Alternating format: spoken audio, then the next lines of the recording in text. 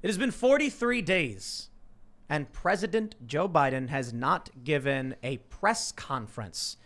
And I guess there's a video going around where it was posted earlier today. Joe Biden is doing some kind of press conference, and he says, okay, I'm gonna take your questions now, if that's what I'm supposed to do.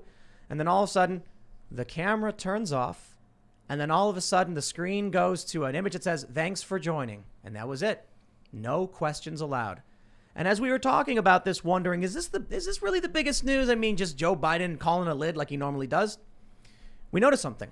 We got Jack Murphy hanging out. What's up, everybody? Good to be here. It's every other Wednesday night. But he was like, where's the State of the Union address? And I was like, well, it's his inaugural year. It's his first year. I mean, maybe they don't give one, right? So we went back all the way to 1977. That's how long. That's the amount of time where this is unprecedented. So I don't want to say unprecedented. I say almost unprecedented, because in 1977, Jimmy Carter waited until like April 18th to give a speech to the joint session of Congress. We are now on March 3rd. And not only has Joe Biden not given a press conference, not only are they turning off his camera so he can't answer questions, he's not given a State of the Union address. And every president up until 1977, by this time, had already done it. Jimmy Carter was the outlier. Again, not unprecedented, but just really creepy combined with everything. Now, look, Jimmy Carter giving the State of the Union, I think in April, made sense simply because it was Gerald Ford before him, only like 3 days before he was inaugurated, where he gave an address like right up until the last minute. So it seemed like Carter was like, I should probably wait a little bit maybe, because it's just too many addresses going to the nation. This Joe Biden stuff is pretty creepy. And now there's this claim that on March 4th, militia groups are going to storm D.C. or something. I tell you this, Joe Biden not giving a State of the Union is certainly adding fuel to the fire of these conspiracies. So we're going to talk about that. We got some other cultural stories. We got stuff about a Netflix producer claiming the CPAC stage was a Nazi symbol, but now we know it was actually made by a Democrat. So that's a weird backfiring. And then we have a crazy story. There's an emergency announcement. Birth rates are declining to such an extent, it is being called an emergency and a crisis. So we'll talk about these things. As I mentioned, Jack Murphy's hanging out. What's up, everybody? Good to be here. Nice to see everybody sitting in a different chair tonight. Oh. Every other Wednesday. Glad to be here. Thanks for having me. You're very clean, Jack. Thank you. Appreciate it. I get to trim up every other Wednesday. Very I'm in here smooth. nice and smooth. I never knew until just now. Yeah. What's up, everybody? Ian Crossland in the house. Good to see y'all. IanCrossland.net. Yeah, and then I am Sarah Patchlitz pushing buttons in the corner, as I do. Luke Rudkowski is currently on vacation. Yes. He swears he's coming back, but I'm not sure I believe him. Luke. Because that guy's like, he'll just be like, hey, I'm in Cuba. And it's like, what? What are you doing down there? It's like, I'm actually going to Argentina. It's like, okay. In the RV, no less. In the RV, just like on the water and everything. You know? It's impressive. Well, let's we're going to go through this news. Before we do, head over to timcast.com and become a member, because we have a bunch of exclusive episodes, segments, and everything.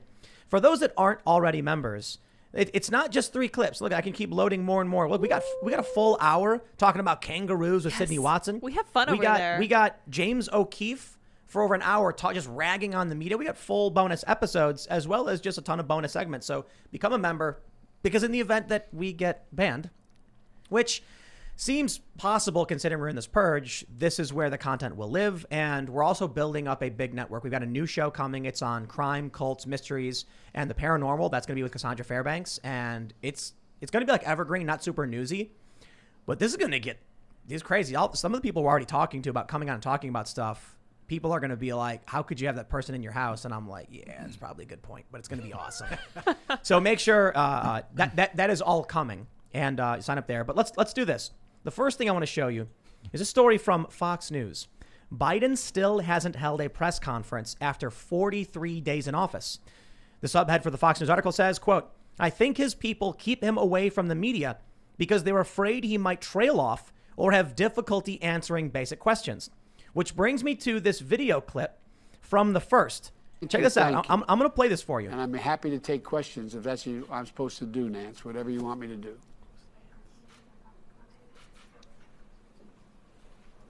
And it just, for those listening, the feed just cuts out, and then it says, thank you for joining. So it wasn't an accident.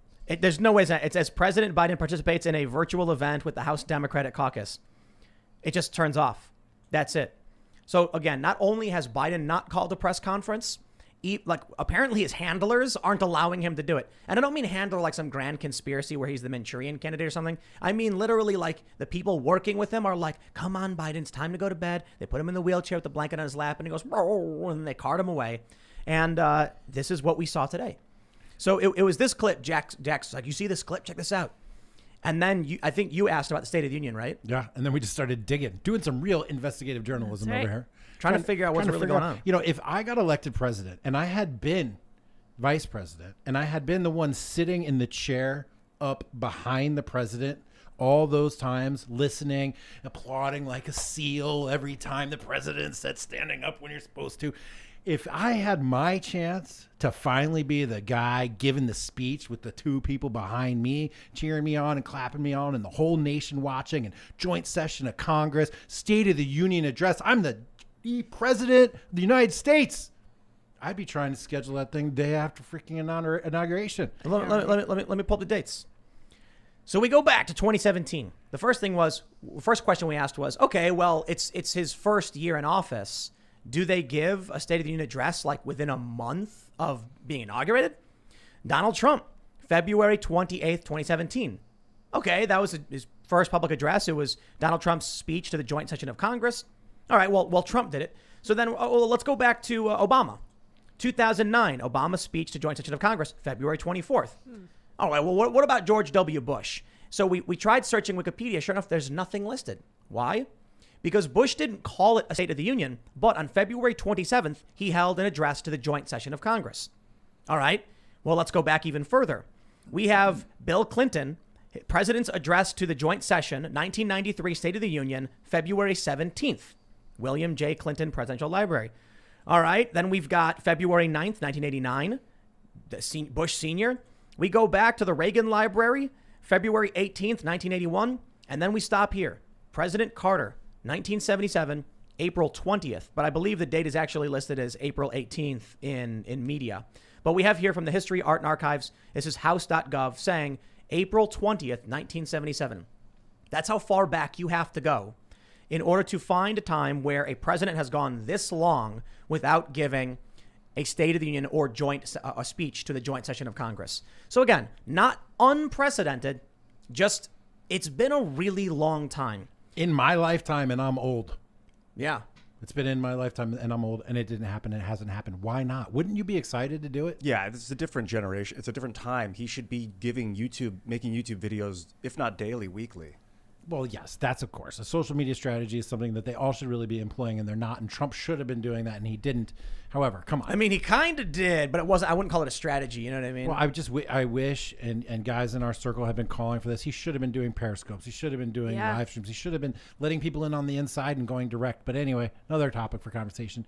Jimmy Carter. I'm pulling Joe Biden here. Joe Biden, I don't think has the stamina to stand up there, does he? No, I think that's it. Yeah. That's why they won't let him answer questions. You know why? When he said in that video, he's like, I'll take some questions. They're going to go, President Biden, and then they're going to call out something like Cuomo. People dead in nursing homes. And he's going to go, true and honest shot of the president. And then people are going to be like, it's been a while since I've heard his voice. And when you played that, he sounded just haggard.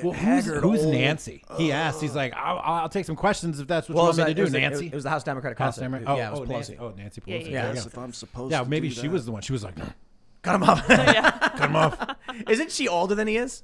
She is, but she does seem to be a little bit more lucid than Spry. he is. Yeah, she's pretty Yeah, spry. Granny Spry. It's all Relative. the All Botox. the Botox vodka. I don't know if that's keeping her going.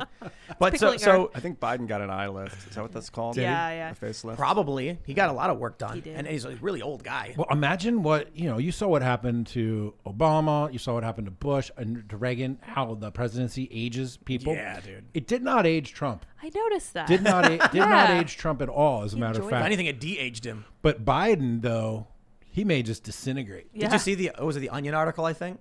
Where it was like presidency ages Biden in first term, and it was a picture of like a corpse just totally rotted. Like the Crypt Keeper from that old HBO show. I don't know, from maybe years ago. maybe trigger warning Yeah. because the image is hilarious. Oh boy. Do we? Stress. Oh my gosh. Pull it up. Hold on. Stress of presidency already ages Biden 10 He's like years. literally mummified. And it's just a mummified Biden like. But like a joint session of Congress where the president addresses them and the nation on every network, everybody stops everything to pay attention. That is a major moment for America, right? And what time right now we're in, don't you think with January 6th and we need to heal and all this stuff, unify and get past the election, don't you think that this more than ever should be a time for the president to address everyone? Everyone. But let's be honest. Do you really think Joe Biden getting up before a joint session of Congress and spouting out true and anonymous Shabbat pressure is going to unite people? I mean, look, it's funny. No, I it's use not. that word because I don't horrifying. know what else word you use to describe his inability to speak, but that one, or Batakath care. He's going to get up there and he's going to be like, my fellow Mexicans, Americans, my fellow, the people in the country. But it's State of the Union. They've got the teleprompters. There's no questions. We're in a national crisis. The city is under siege and occupied. There's barbed wire fences around the Capitol. Now, to take the other counter position, perhaps this is, and I hate doing this, taking the other position. Perhaps, though, this is congruent with the state of emergency in the District of Columbia, the National Guard presence, potential threats of March 4th, people storming the Capitol. Maybe it's just too high of a security risk. But wouldn't they say that? Wouldn't they even just come out and be like, too high of a security risk? We're going to postpone it. Dude, that video creeps me out. The video where Biden's talking and they turn the camera off. I'm like, he's like, I'll do it. I'll take questions. I'll take some questions. Can I please? What? I'm just imagining like he's sitting there time. and like Xi Jinping is like standing with his arms crossed by the camera, and then when he's like, "I'll answer questions," he goes, and they cut it off, and it's like, I'm kidding about Xi Jinping. Fade to black I'm just saying, like, when Joe Biden is on camera saying, "I'll do the questions," and then someone turns it off, who just turned the president of these United States off in an address to the Democratic caucus? Who did that? Who overrode the president himself? That is freaking me out. Can you imagine if that happened with Trump? Trump would be like, I'll take some questions, and people started to turn it off. No, the joke was, you know, they turned off Andrew Yang's mic in the Democratic debate. Did they? Yeah. They did, yeah. Because you could watch him. He's talking, and he's like, "I'm here to talk about universal basic," and then you just hear him like very faintly from the other microphones, and his mouth is moving. Trump would grab the other person's mic and go, excuse me, you don't turn my microphone off. No, listen, I'm talking. Right. He'd shut them all down. Right. Biden does not have the fight in him. But he turned the cameras off. Have anything in him. Could you imagine the president? Dude, I need to stress this to all of you listening at home, my fellow Americans. The president of the United States was speaking to members of Congress and offered to answer questions. And then abruptly and without any communication from the president, someone disconnected his communications. Who overrode the president? What network was it on? It was a whitehouse.gov. Wow. Whitehouse.gov. Yeah. Turned his maybe this is, I'm going to say it right now, in case I'm getting punked. Is a video fake? It was posted by a bunch of verified people. It was posted by The First on TV. It's like a TV network. So what is this? Okay. Are we being punked right now? And this video is going to go viral with all these leftists being like, "How dumb he is! He thought it was real." I don't know. It's congruent, which makes it believable. That's the scary thing. Right. It's totally congruent. Outside of that whole scenario, the bigger picture is no State of the Union address, no press conferences. Nope. Right. It's sad. The way he even was like, I guess I'll take questions now if that's what I'm supposed to do. He was like willing. Like what old, miserable, loose. He's obviously Loose lip. clearly not in control. No. He's not in you're right. control of the things he says, the way he spends his time, the way he can communicate to the American people, most likely in his decision making about what politics are doing. So let's tie this together. Remember the Syrian strikes a few days ago? Yep. Kamala Harris apparently Was answering phone calls for him. But apparently Kamala Harris did not even know. She was not told yet. She was upset that she wasn't in the loop, right? Who knew? Who made the decision? Who is controlling Joe Biden? You know, Trump changed some of the laws regarding drone strikes and gave control of that to the military. So it could have been people in the military making the decision. Look at this story. Decided. Veep, Kamala Harris takes foreign calls on behalf of Joe Biden, February 16th. Jeez. Something creepy, man. I'm And I'll say this in the video where Joe Biden is speaking. I'm willing to bet that's a green screen behind him. That's right. I'm half kidding, actually. I think it is a green screen, but it's not like a nefarious green screen. I think it's just because he's doing a Zoom call or something. Right. But it does kind of look like he's sitting at a green screen. Yeah, it does. Why did America elect Grandpa, who should be in a nursing home And I'm in happy New to York take City? questions if Because that's of what I'm hatred. supposed to do. Yeah. Because of their hatred for Donald Yep. Trump. They voted for him out of hatred, and now they got an idiot as No, he's not an idiot. He's just old. His Yeah, mind's- just super old. What if yeah. the simulation is just breaking? You know, like you ever see the Rick and Morty episode where they turn the simulation computing power down for Jerry to like Yeah. 5%, and then nobody is talking, but he believes it. Like people are saying yes and my man, and like they're not actually interacting with him, but he just thinks it's all real. Like we're sitting here and Joe Biden's like, I'll answer your questions. Now the camera turns off and we're like, oh, that's normal. That's not. Yeah, that's fine. There are Americans thinking that's normal. That's the weirdest thing to me. What are you people? You all sitting there listening to this podcast? You people. You people, you podcast listeners. All y'all. How many of you are sitting there going like, well, that was normal? Nah. Like, is anybody thinking that? Only people who are willingly convincing themselves to believe unreality so that they can get rid of Orange Man Bad. All this fits with something that I said here back in November, which is that the Democratic people were just beaten into submission. Yeah. And now they're willing to accept total insanity in order to just relieve the pressure. Like Jennifer Rubin, right, from the Washington Post, the other day she tweets out, she's like, it's such a great day where I don't have to think about politics on the weekend or whatever. I'm sleeping in late. I'm sleeping in late. So Yeah. even she is like feeling the relief of not being beaten over the head all day by horrible, horrible, terrible things.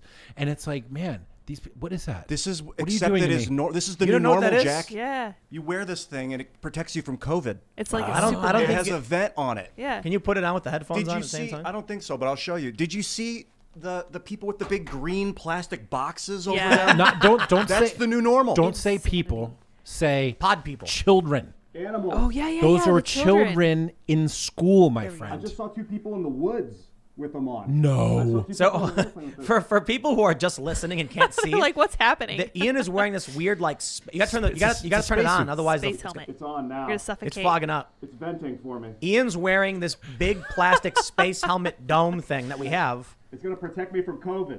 And living apparently. Yeah, that's it. Wow. That's it. The crazy thing is, Joe Biden just said apparently, at some kind of like, interestingly, they're saying he didn't do a Don't press kill conference, but he yourself. has answered questions because he was asked about by a journalist about how long we're going to be locked down. He said, "I can't give you an answer, but maybe this time next year." Next year, right. At the same time, Greg Abbott completely opens up Texas, Mississippi, He's like, I "You know believe. what? Forget Florida's it." already open. Forget it. It's like, man.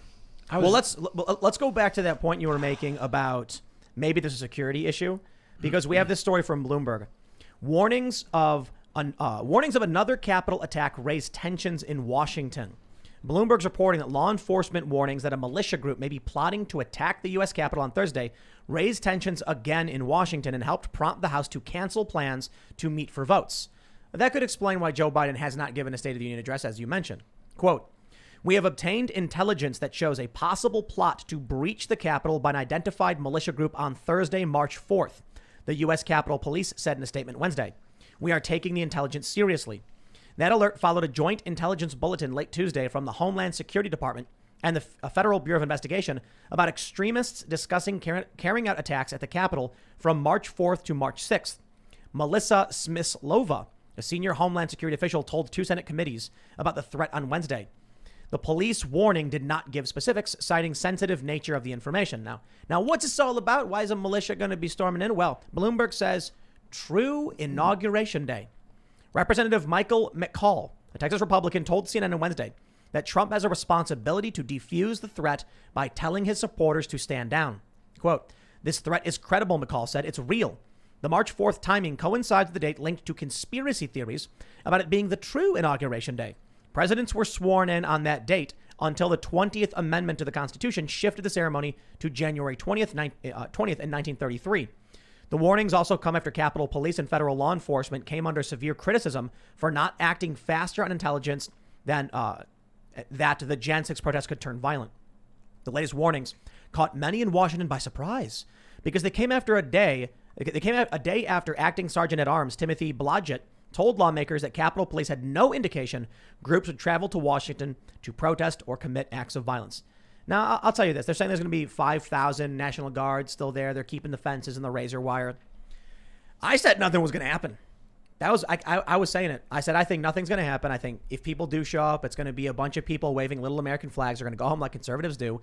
And I published a video on January 6th at 1 p.m. where I was like, nothing's happening. It's boring. Trump is speaking. People are going to go home.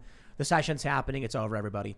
And then literally when that video went live, it was like, Trump supporters have pushed past the barricade. Then 110, they're attacking the cops. And I was like, oh, well, I was wrong. I was absolutely wrong about that. Yeah, but, the circumstances are completely different. A militia. Well, first of all, what militia? Second of all, where did you hear about this? Because if it wasn't on Parler, was it on Facebook? Yeah, no. If it was on Facebook, why is Facebook still up? Well, because Facebook is special. Yeah, of course they're special. No, they're trying to get Facebook down in some way, too. Yeah. Like, the left has been going nuts against Facebook. I think it was BuzzFeed wrote an article where they were like, this is where the insurrection was planned. And then it was like number one is Gab, number two is Parler or whatever. And then number 5, it said Facebook. Yup, that's right, Facebook. And they've been attacking Facebook nonstop over it. Yeah. Facebook was where the groups existed, where they were talking about, doing this, and Facebook didn't do anything about it. Well, if they have credible information and they're monitoring it, why haven't they been talking about where this chatter's happening? How do we shut this down? How do we prohibit this?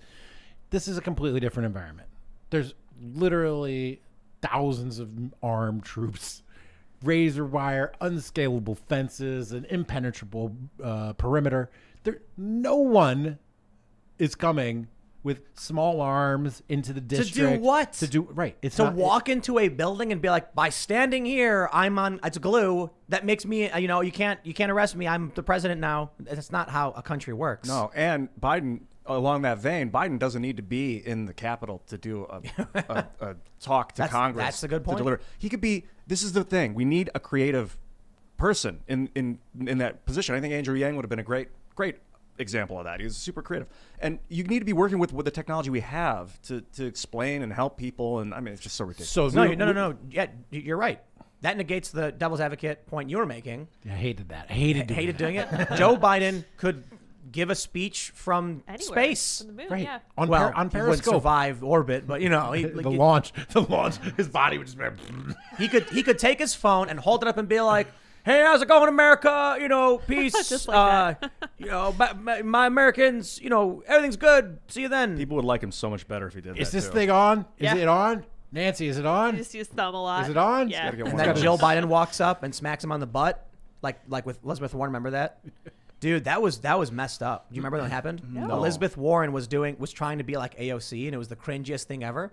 And she's doing an Instagram live thinking it's going to connect with young people. And she's like talking to people, and she's like, I'm going to go get me a beer. Right. I'm That's going to right. take a beer now. And then, but hold on, this was crazy. Because she's drinking the beer and her husband walks up while she's streaming and he smacked her on the butt. Yeah, I remember and she like jumps. And then she said something. She said, I'm glad you're here. Or I'm happy that you're here. And then Trump tweeted Yes. probably the funniest thing he's ever tweeted. He goes, what do you mean you're glad he's there? He's supposed to be there. It's his lives house. That was just a great tweet. Shocker. I loved it. Yeah. No, but a lot of people are responding to this Bloomberg thing saying, dude, no, this is ridiculous. It's the Democrats just being like, help, help, the sky is falling, 1-6, it's the end of the world. Oh, the militias are coming for us. We've always been at war with the white domestic terrorists in the United States. And then you got to. The military-industrial complex will use any possible evidence to enhance the militant nature of this society. To gain security powers. Yeah, we got to be careful about this. It's not just the military-industrial complex. It's just it's the revolving door between them and government. It's the government agencies, their contractors, and the weapons manufacturers are all sitting there being like, "Well, I like blowing stuff up. Yeah. Don't you like I blowing like getting stuff up?" paid to stand there with a gun. I mean- Hire my contractors and they'll guard you for no reason because you're afraid. I think standing there with the gun is more like what the National Guard is doing right now. And I mean, no disrespect to the National Guard. Like the Blackwater types. What is that company called now? They keep changing the name because of the gonna find out. controversies. They're the guys who they go in and do the real messed up stuff, And I wonder, man, because I hear this stuff a lot from people who support that kind of action, that military action. They're like, yeah, well, you wouldn't be living half as good as you are right now if these guys weren't going out there and doing this stuff. Blackwater, private contractors killing people in the Mideast. Yep, absolutely. Oh, yeah. There are people who believe if we're not doing that, the petrodollar falls and then we collapse and then we're, that's it. What does America export, man? War. Culture, maybe. Yep. Yeah. Culture. Culture is probably one of our biggest exports. Debt. Debt's our biggest export. Yeah. Well, so we had Ethan Suplee on the show, and he mentioned what a lot of people don't realize about this war is that we're propping up the petrodollar. Yeah, we can go into debt with as much money as we want because we're pointing guns at everybody, basically. So they got to use our dollars no matter what. It could inflate things for Americans, but the economy can't collapse as long as we got guns pointed at people. So that's the big picture, I guess. Blackwater's called Academy now. Are you sure it's called Academy now? I thought they changed the name. It was just Academy with an I. Not Academy now. That'd be funny. And Academy now. Before that, it was called ZXE. They changed it from Blackwater to Z in 2009 and then to Academy in 2011. Why did they keep changing it? To avoid bad press. Oh, Monsanto did the same thing. It allowed itself to be bought by Bayer. You remember when Marlboro changed their name to Altria as well? Altria? No. Sounds like a medicine. Right, exactly.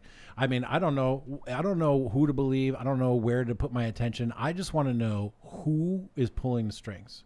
Who's the one that's saying to Biden, don't talk? Who's the one saying maybe you shouldn't do a joint session? Who's the one saying no State of the Union? One of the coolest things about being president has got to be doing the State of the Union. When you get 500 people standing up cheering for you, national television, 40 million people, it's got to be a highlight. I bet you Bill Clinton, when he first got elected, I bet you he was like, man, I can't wait to get this thing done. He did his first one, 28 days or whatever after inauguration, just enough time to get the speech written, to prepare, to practice a whole bunch, to get the logistics down. He was probably, let's do it. He probably wanted to do it the next day.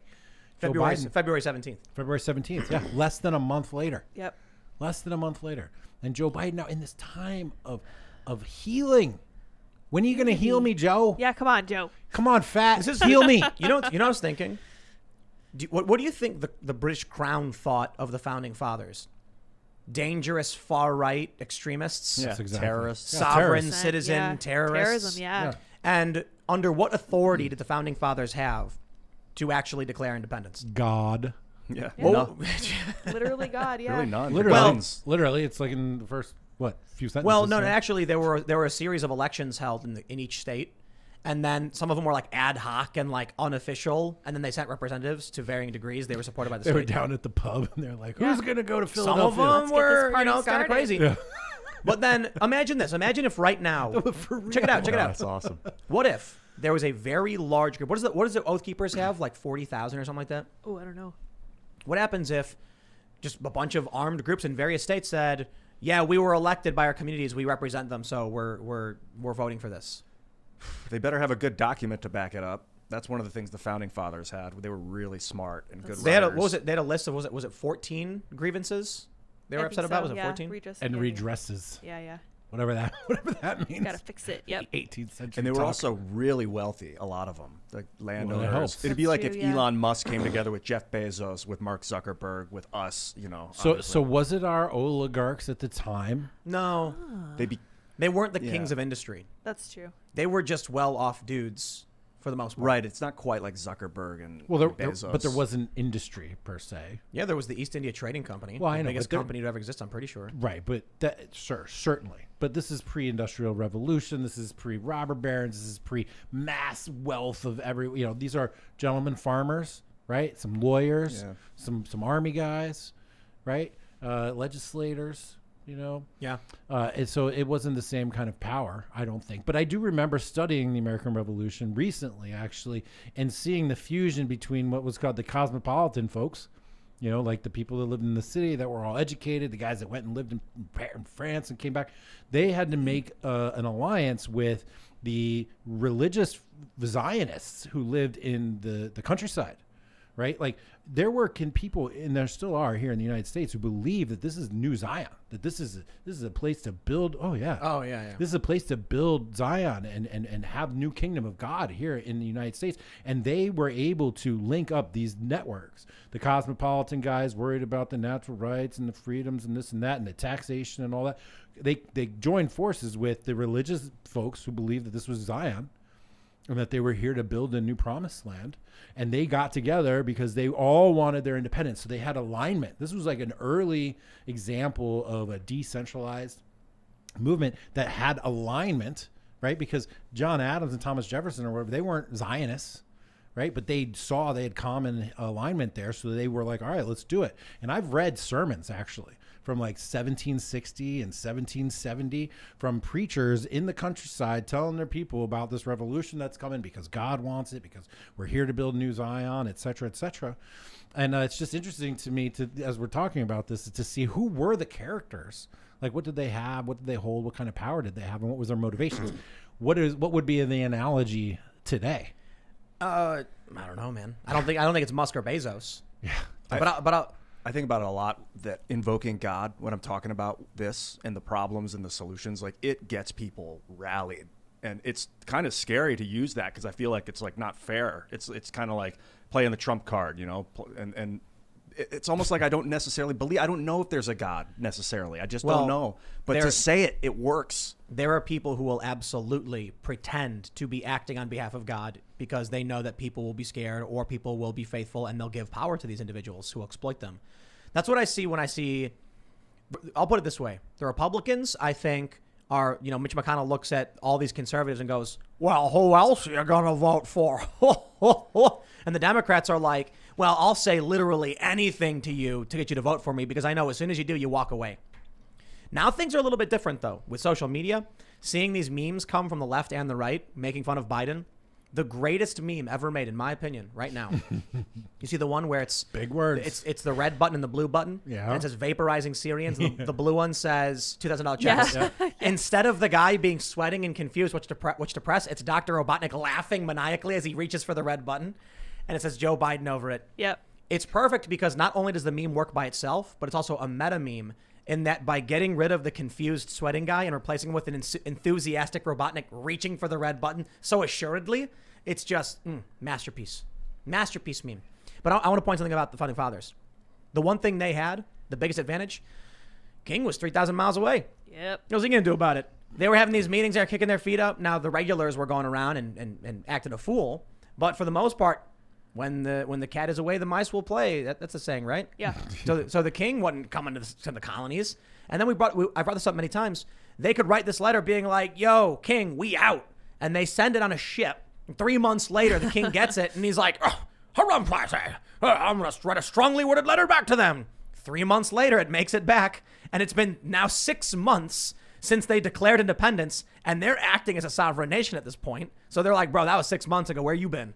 Right. We don't have that right now. They had the whole lantern thing all set up. Mm-hmm. What was that? One by land, two if by sea. Yep. They were prepared. They were super They prepared. sent that letter off. They're like, let's put some lanterns in place.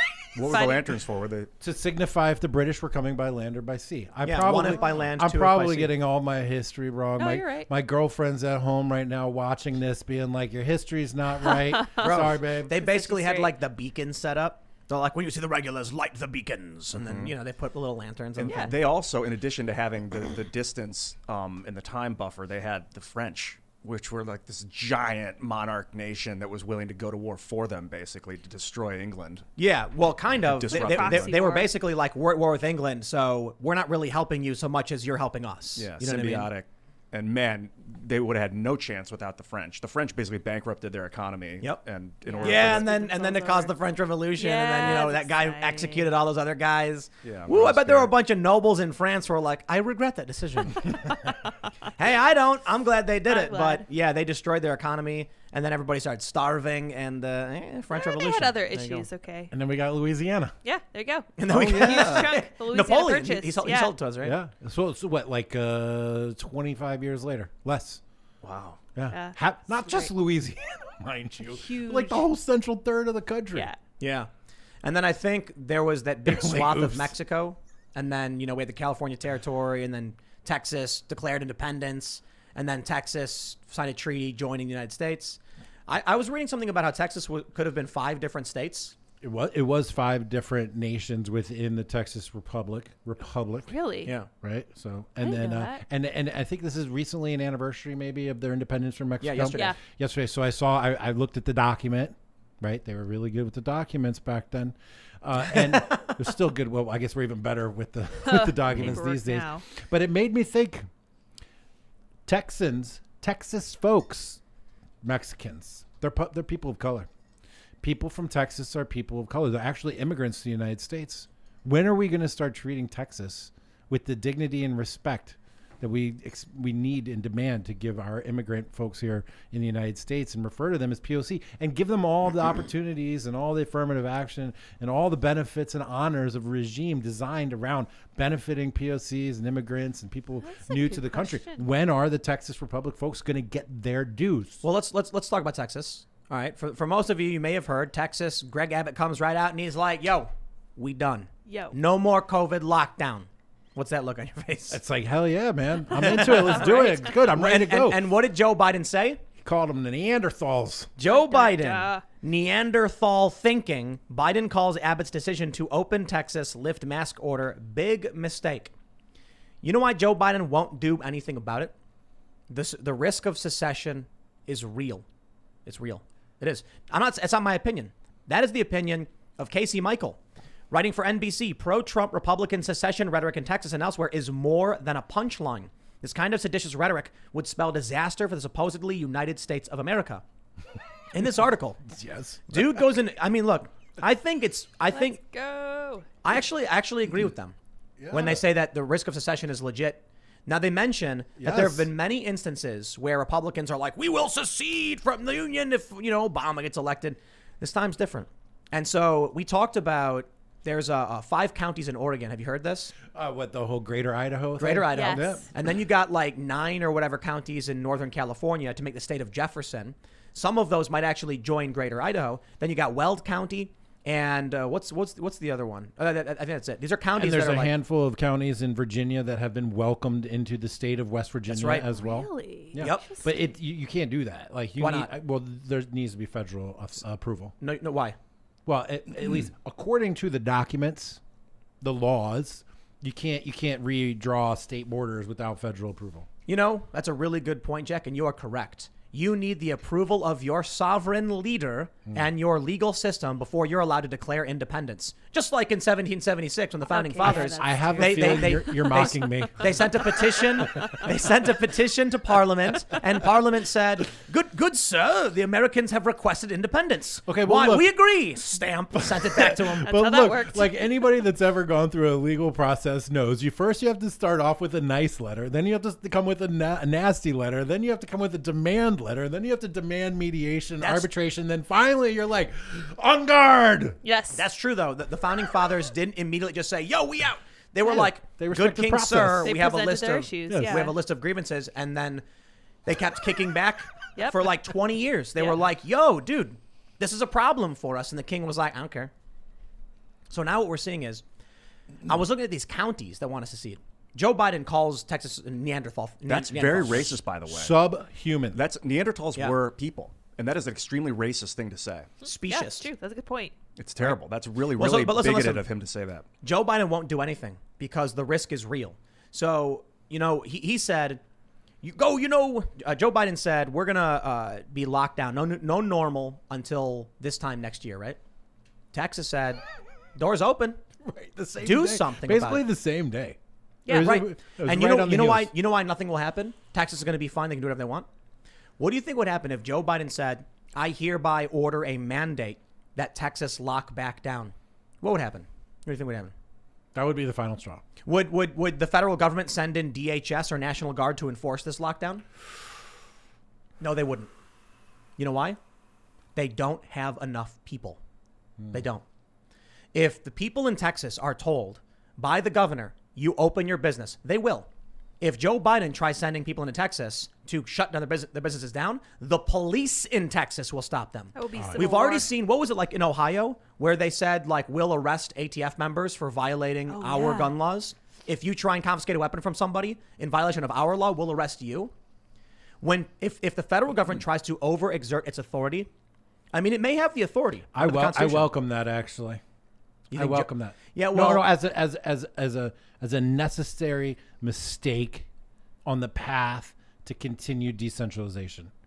Like, we have a serious centralization problem. That's what Biden is a natural mistake. In all, There you go. in biology, in our economy, in science, in technology, in finance, with currencies, we have a centralization problem, right? Because when it's all in the middle, it's huge risks. Yeah, you saw the Federal Reserve go down. So right. Oh, yeah, that was crazy. So decentralization of authority is actually on trend with everything else that's happening right now. Strategic disconnection has been my theme for the last couple of years. I would welcome this type of egregious behavior on the part of the federal government as part of a necessary step to increase this decentralization effort. This is why Trump probably didn't do anything when it came to Black Lives Matter as well. It wasn't so much that people will say you're a tyrant.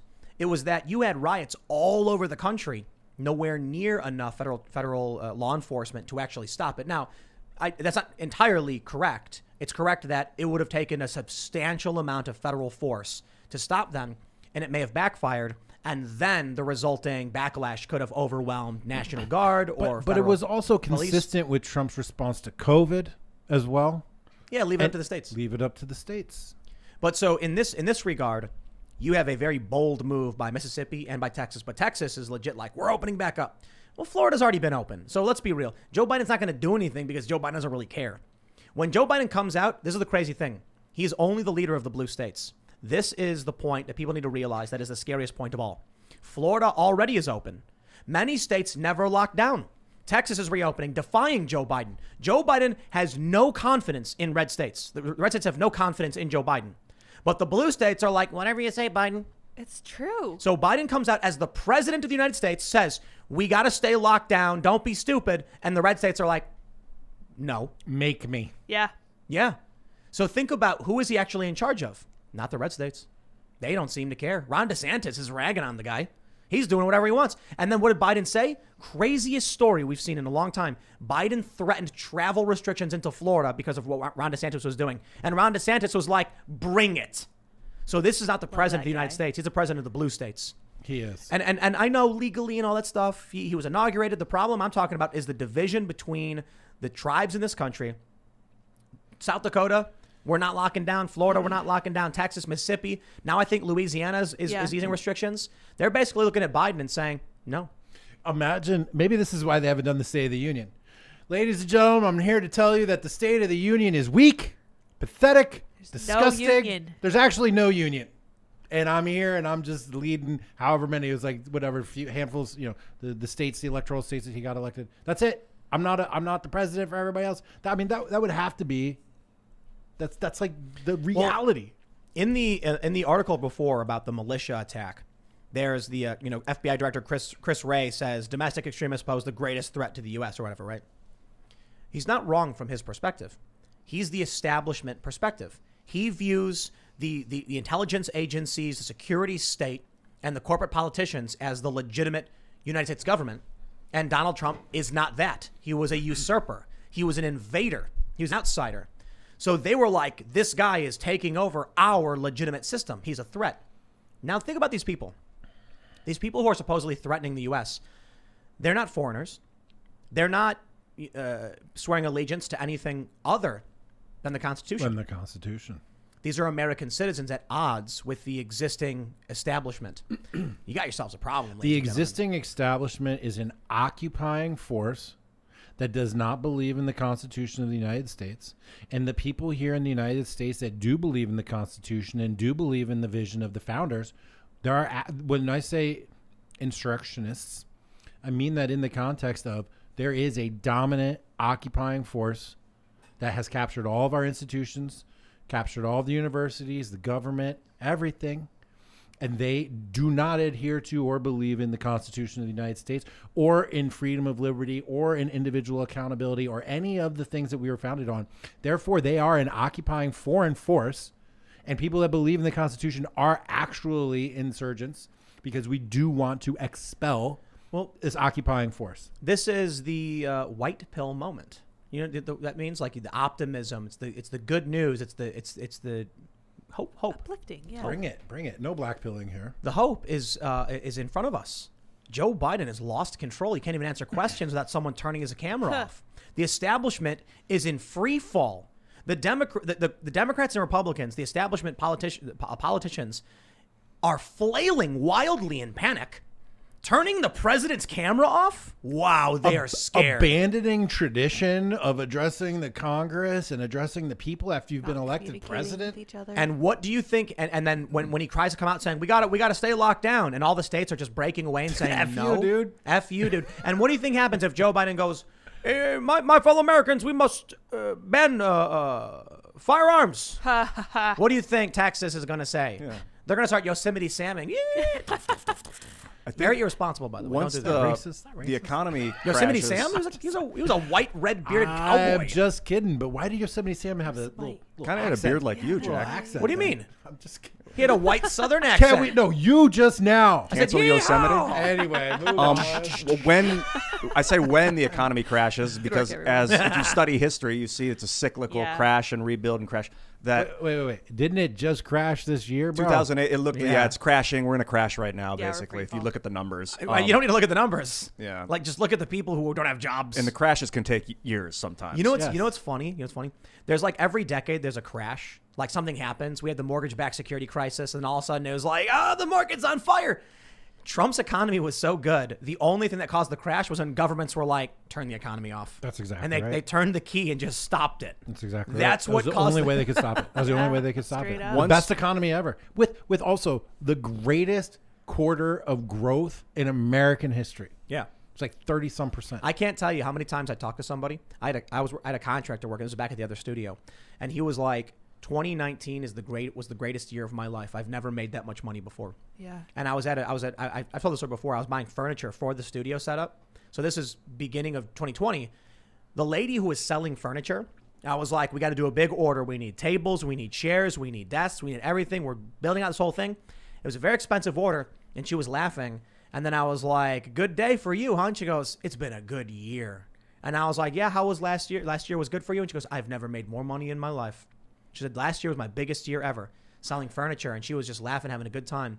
That was the Trump economy. But I could print 10 times the money and pay you 10 times the value, but then everything's That was before, dude. Well, that was since before 2008, it's M1 been- has been going. No, but what's happened in 2020? It's unprecedented. Okay, so it was gotta look going at like that this, it number. was going like this, and then truly, dude, Yeah. the whole scale from this part shrinks now Yeah. because it just goes like this.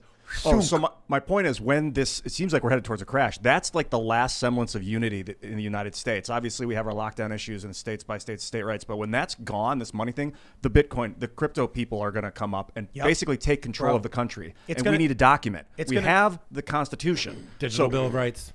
And we need something like that, the Manila Principles. So we need a Yeah.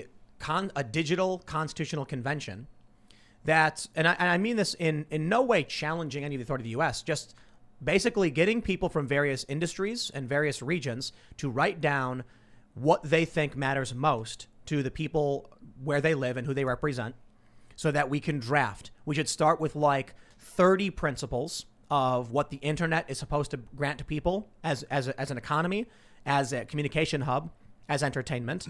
Then we go through them, we whittle down the language, and then find a good I think 10 it's or been 15. done. The Manila Principles. Have you heard of them? You should pull them up. There's like 6 of them. It's basically an Internet Bill of Rights. It's real. It's been done. And I would love for you to pull it up and read it right now. Well, so I want to make this point though. When you mentioned that the Bitcoin people are going to be the ones who take over, Yeah. it's going to be like the fall of the Soviet Union. So, Oligarchs. Yeah. That's right. That's right. So I was talking to a friend of mine because everybody knows now I have a friend in Ukraine. 'Cause I mention her all the time, and I was like, well, it was really interesting. I went there and I was, you were born in the Soviet Union. You were a little kid when the Soviet Union collapsed. How did these oligarchs come to power in these past couple of decades when everybody was under the boot of Russia? She was like, they're gangsters. They were criminal gangsters. And then look at it this way. You have a power plant, right? Power plant waits for the word from their higher militaristic communist authority. When the Soviet Union collapsed, that communication got snapped. Just the line was cut. Now the guy running this power plant's like, I don't know. All of a sudden the dude walks in. He's got 3 dudes around him with guns. And he goes, we're going to tell you what to do. It's our factory now. You answer to me. And the foreman of the factory goes, sounds good to me because I don't know what's going on. These guys went around from building to building with guns and just kept saying, it's mine, it's mine, it's mine. And then all of a sudden, boom, they were billionaires overnight. The kleptocracy, as it's called. Yeah. So what'll happen when the dollar gets smacked down? Why do you think China's been buying so much Bitcoin or printing and mining? I should say mining Bitcoin, because What was that face? Well, didn't I see an article recently about China shutting down all kinds of mining operations? Yeah, but it's a very clever thing because then the price tanks and then they buy it all up and then they say, oh, no, we were just kidding. Oh, okay. Yeah, they've done it several times. And I think India did it. It's very clever. They're like, we're going to ban this. And then everyone panic sells. And then guess who buys it up? There are a lot of people right now who have already become worth hundreds of millions of dollars. There's one really funny tweet I saw. Some guy said, looking at my account with 15 Bitcoin in it on the computer that I lost or whatever. And it's just like, because you can actually see the number. You can see the address in the blockchain. And he's like, that's mine, but I can't get it. There are a lot of people who have Bitcoin. They maybe even bought in was a couple $100, and now it's at like 50 grand. 50 grand. That it is in your faces, man. We are watching the value of the dollar evaporate. One of the craziest stories I saw. Do you know that fast food prices have been skyrocketing? Nobody noticed this. People don't pay attention because we're frogs boiling in a pot. I was reading a story about how the cost of fast food meals in the past year have gone up like 40 or 50%. Wow. Yeah. Restaurants have also skyrocketed. And there's a graph showing the cost of food going up. It's remember happening. 49-cent crunchy tacos at Taco Bell. Oh, man, when they back go in on the 39 cents. Come on, bro. I remember 5 McDonald's cheeseburgers for $2. Yeah. Wow. Because I'm old. I already established this. I'm Is that old. some 80s? Remember the It's dollar 80s. menu, dude? I Yes. remember That wasn't that long ago. So what are they That's now? gone They're now. like $11 meals, Happy Meals and stuff? Yeah. So like a stand. $11. What's like? Yeah, is they are, like bro. a Big Mac's $5.29 or something. I'm gonna stop in on the way home. I'm price You better checking. Yeah, price do that it. for A us. Big Yeah, Mac I'm was curious. $2.29. Go to New York City. You know how much a number one's New gonna York cost in City, New York? okay. Probably like $15, $20. New York City. No. That's a New And that's York. before a $15 minimum wage. Yep, there you Yep. go. So listen. Ian makes a good point. The people who are holding Bitcoin are going to wake up one day and be the new oligarchs. Definitely. But we have a constitution, so it'll be different than Russia as long as we adhere Right. to it. And the Manila Principles, which is like a digital. I think we can integrate it into our U.S. Constitution. Well, let's. I could read some of them. We'll pull that up in a bit. Maybe. Yeah, there's but 6 of them. I want Pretty to basic. talk about something else because I think this matters. Biden slashes stimulus checks for Americans making more than $80,000. President bows to pressure from moderate Democrats and will hand out fewer direct payments than under Trump. Fewer than under Trump. Which moderate Talk Democrats about- are this? But can I just talk about how brutal it must be to have voted for Joe Biden, thinking the Democrats were going to get you this check, and now you're being told by the news, actually Trump was trying to get you more? That is got to be like a kick in the balls. You know those tweets where people are like, you sure are like, spending a lot of money when you owe me money, right? It's Yeah. like, it's like these tweets. Yep. It's like you sure are, vaporizing Syrians when you owe me a lot of Bonding money, a lot man. of Syrians. Biden's yep. Sure got a lot of money for somebody who owes me $2,000. Exactly. You sure got a lot of money for missiles. Yeah, It's like that. How insane is it? We're the only country in the world where they force everybody out of their jobs and stay home and then don't give them any money to make up for it. Look at I pulled What the meme up. insanity is this? I pulled this meme up. Tim's We've finest been meme. co-opted. It's not. I didn't make it. I just saw people sharing it and I reposted it. I don't know who made it. It's yours now. It is the hand pushing one of the two buttons, vaporizing Syrians is red, and $2,000 checks is blue. And then it's Dr. Robotnik, Jim Carrey going and pressing the red button. Joe Biden, all the Democrats said, vote for the Democrats, $2,000 check. Donald Trump said, $2,000 check. Mitch McConnell was like, well, slow down there, Trump. So the Republicans said no. The Democrats said yes, and everyone said, I'll vote for the Democrats. And then the Democrats, it's wonderful. It's like they all voted to give the one ring to Joe Biden, and they followed him into the fires, of Mount Doom. And then they're like, cast the $2,000 checks into the mailbox. And then Biden turns around and goes, no. And then walks out with the money and then hands them to a military industrial complex guy and then presses a button and fires missiles. And kills kids or whatever. That's right, yeah. I think what you said Weddings. earlier about us being co-opted, our government being basically occupied, is it's extremely astute. Like after Woodrow Wilson signed the Federal Reserve Act and basically sold us out to this power, and then after World War II, when they made the liberal economic order and established these military bases all over the world, it's like a parasite in the brain of our country. It's crazy. Slow down there, Ron Paul. I love Ron Paul. Ron, this is for you. That's right. So for Christmas, Luke put Ron Paul on top of the tree because he's both a star and an angel. And That's cute. now the picture is just like on the window. Ron Paul's an amazing guy. And I always tell people that the reason, have you seen that video that's going viral from 1988? Yes, of course. Where That's him on so more on good. more not more on Maury. No. I don't know who it is. It was just one of those shock jock hosts Right. from that time period. It was so It good. wasn't Ron Maury Paul Povich, is it a was, legend. He was amazing. He's a living legend. And then he's like, yeah, and by the way, you fatty, you should lose some weight too. No, he was like, the government can't make you a good person. Right. Why don't they put you on a diet? You're a little overweight. And the guy's like, oh, how dare you? It's a good point. It's like, I'm a doctor.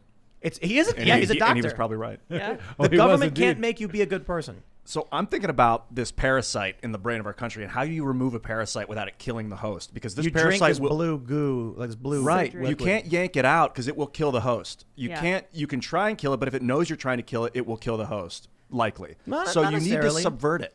You need to massage the affected area until it starts wiggling its way out, and then you get the forceps and you slowly pull very, like a very bot slowly. fly. Otherwise, it could rip and then retreat back in, So, and then a whole bunch so you of make the problems. host Stop less right now. enticing to the parasite, So we have to poison pill ourselves. or well, I No, like that. there's no real Not analogy for that. I think you create a system that's not conducive to the parasite. Oh.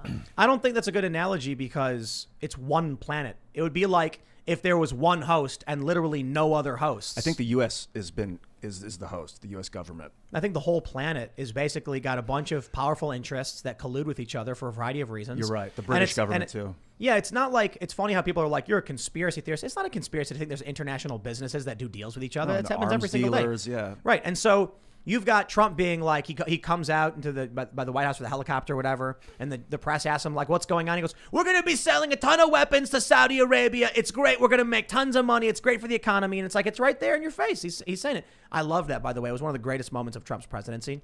Watching all the anti-war left just go like, he just said it. He said just all the quiet said it. parts out loud. Yeah, that was all why of people them. hated him. My All at favorite once. tweet ever was this journalist who's like, I have been working on this story for a year, all year, and he just says it. He just says it. He just tweeted it That out. was Trump. He just tweeted it out. That was huge. That was huge. That was right around the same time as let's do a little game theory. Remember Oh, that one, man. too? Yeah, so I do think, think about this. When we got off the gold standard, it's really amazing.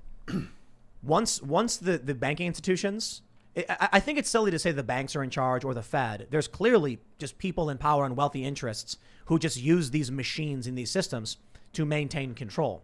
Yeah, the Bank for International Settlements. It's That's like the mother brand. you know, The BIS. the liberal economic order, you called it. Yeah, they established it in like 1946, I think, right after World War II, to make sure that there was no World War III. Yeah. And they were Yep. like, we're going to use the British and the American governments to establish military dominance on the planet. Isn't it a good thing to Well, prevent World War III? according to Kissinger, yes. And so we're just going to do limited wars. We'll avoid a hot total war. But you can see that I think the time for limited war is over. That it served its purpose. We did avert World War III. Wait, are you advocating now for total war? No, I'm advocating for no war. I don't think we I need see. war anymore. I mean, we're getting No, you're to right. a place where I we talk don't. about it all the time. Violence doesn't work anymore. Yeah. You become the villain instantly when you engage in that stuff. We're getting there. moral We're quadrant. molecularly printing, water and food. We'll be able to do that pretty soon. So we're very close. We just got to build them replicators, and that's it. But I will say too, That's it. We're almost there. QED. post scarcity, bro. Yeah. Post scarcity, people are close. printing food. We already live in an abundant world. Just look Exactly. at all of the fat people in America. Yep. We live in a world of abundance. Bro, and we're bro. designed to live in a world of scarcity. This Bro. is the one thing I try to hammer into my kids' brains constantly. Bro, What? not just fat people, fat homeless people. Right. We have people who are homeless and morbidly Still obese. managed to be fat. That's I don't know if that's a testament to capitalism or like a detriment, or a It's a prime example of the way our society has evolved faster than our physical being, right?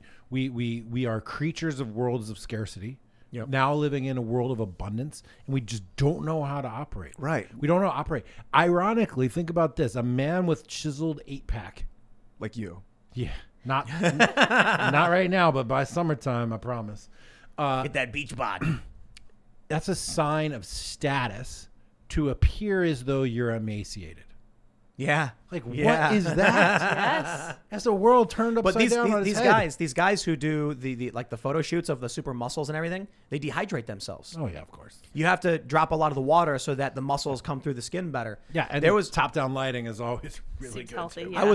I think I was reading something from Jason Momoa, who was Aquaman, and he posted a picture. Something happened where like he was at the beach And they posted a photo saying he's really let himself go. And he literally didn't. He was still doing the training program. He was just like, it's crazy that you think just like having skin and looking this way, having like hydrated skin, you think is letting yourself go because they're so used to these movies where they're like emaciated. Let me just say one thing. If you've ever seen Brad Pitt in Fight Club, Thor with his shirt off for a second, or the Wolverine or whatever, just know that those guys, they train like 6 months for that one day, for that one shot where they have their shirt off, and that is not real, and that is not sustained. And that's with guys that are on steroids, with personal trainers and personal chefs, and they can only maintain that for just a few days for that photo shoot. And so I think it's totally unrealistic. I think Hemsworth, who plays Thor, said he was eating like several pounds of fish and chicken every day because you need that much protein to maintain the mass. Yeah. And then they do they film the movie over the month, and then he goes to a lighter, training thing where he's not breaking himself. Back to a normal guy. Gerard Butler, his training for 300, he played Leonidas, is amazing. I think there's a YouTube short 10-minute video about it. It's really powerful. Nevertheless, it is interesting how we need to adapt to a world of abundance when we're accustomed to a world of scarcity. Yeah, good point. So we're brainwashed. We basically to think that there's not enough. Not brainwashed. Through all time and history, there has not been enough. And now you can order any vegetable, any fruit, more or less, on the internet. I mean, that's a problem. It seems like it has become a problem. It is a problem. It's a problem that you can order strawberries in winter because they got to grow them in like Mexico and then put them on a freight and then That's ship it not all the way green, out. yeah. It's a huge waste of energy for a luxury. It's a luxury. I get it. It's great. But in that capacity, I think people should get back to like, we need to get back. People should put chickens on the, we got to get chickens, man. You buying chickens, bro? I'm I saw buying a chickens. tweet. Yeah, I'm all about it. Let's get some chickens. We got so this is my shout out to all the people who are upset about Joe Biden and the stimulus check and everything. That's like what we're starting the segment off with. You can get mad the government's not going to give you that money, but what are you going to do about it? What are you going to do? You're going to sit there and be like, I'm mad. All right, here's a solution. You got to be self-sustainable. I don't want a solution. And that's fine. You can be mad if you want, but then you're going to be hungry and mad. You could start an Instagram account, buy baseball gloves and resell them at retail.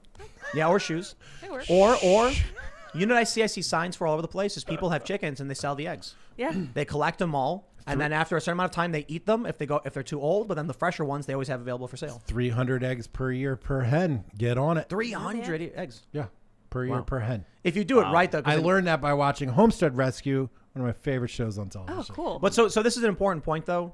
We were talking the other day with Ryan Long about whether or not this was one of the Timcast member segments, whether or not society will irreparably change completely when they release the lockdown finally. How different will everything be? And I was like, I think it'll be different forever. I think it's done. It's different. New normal is here. The habits you had are gone.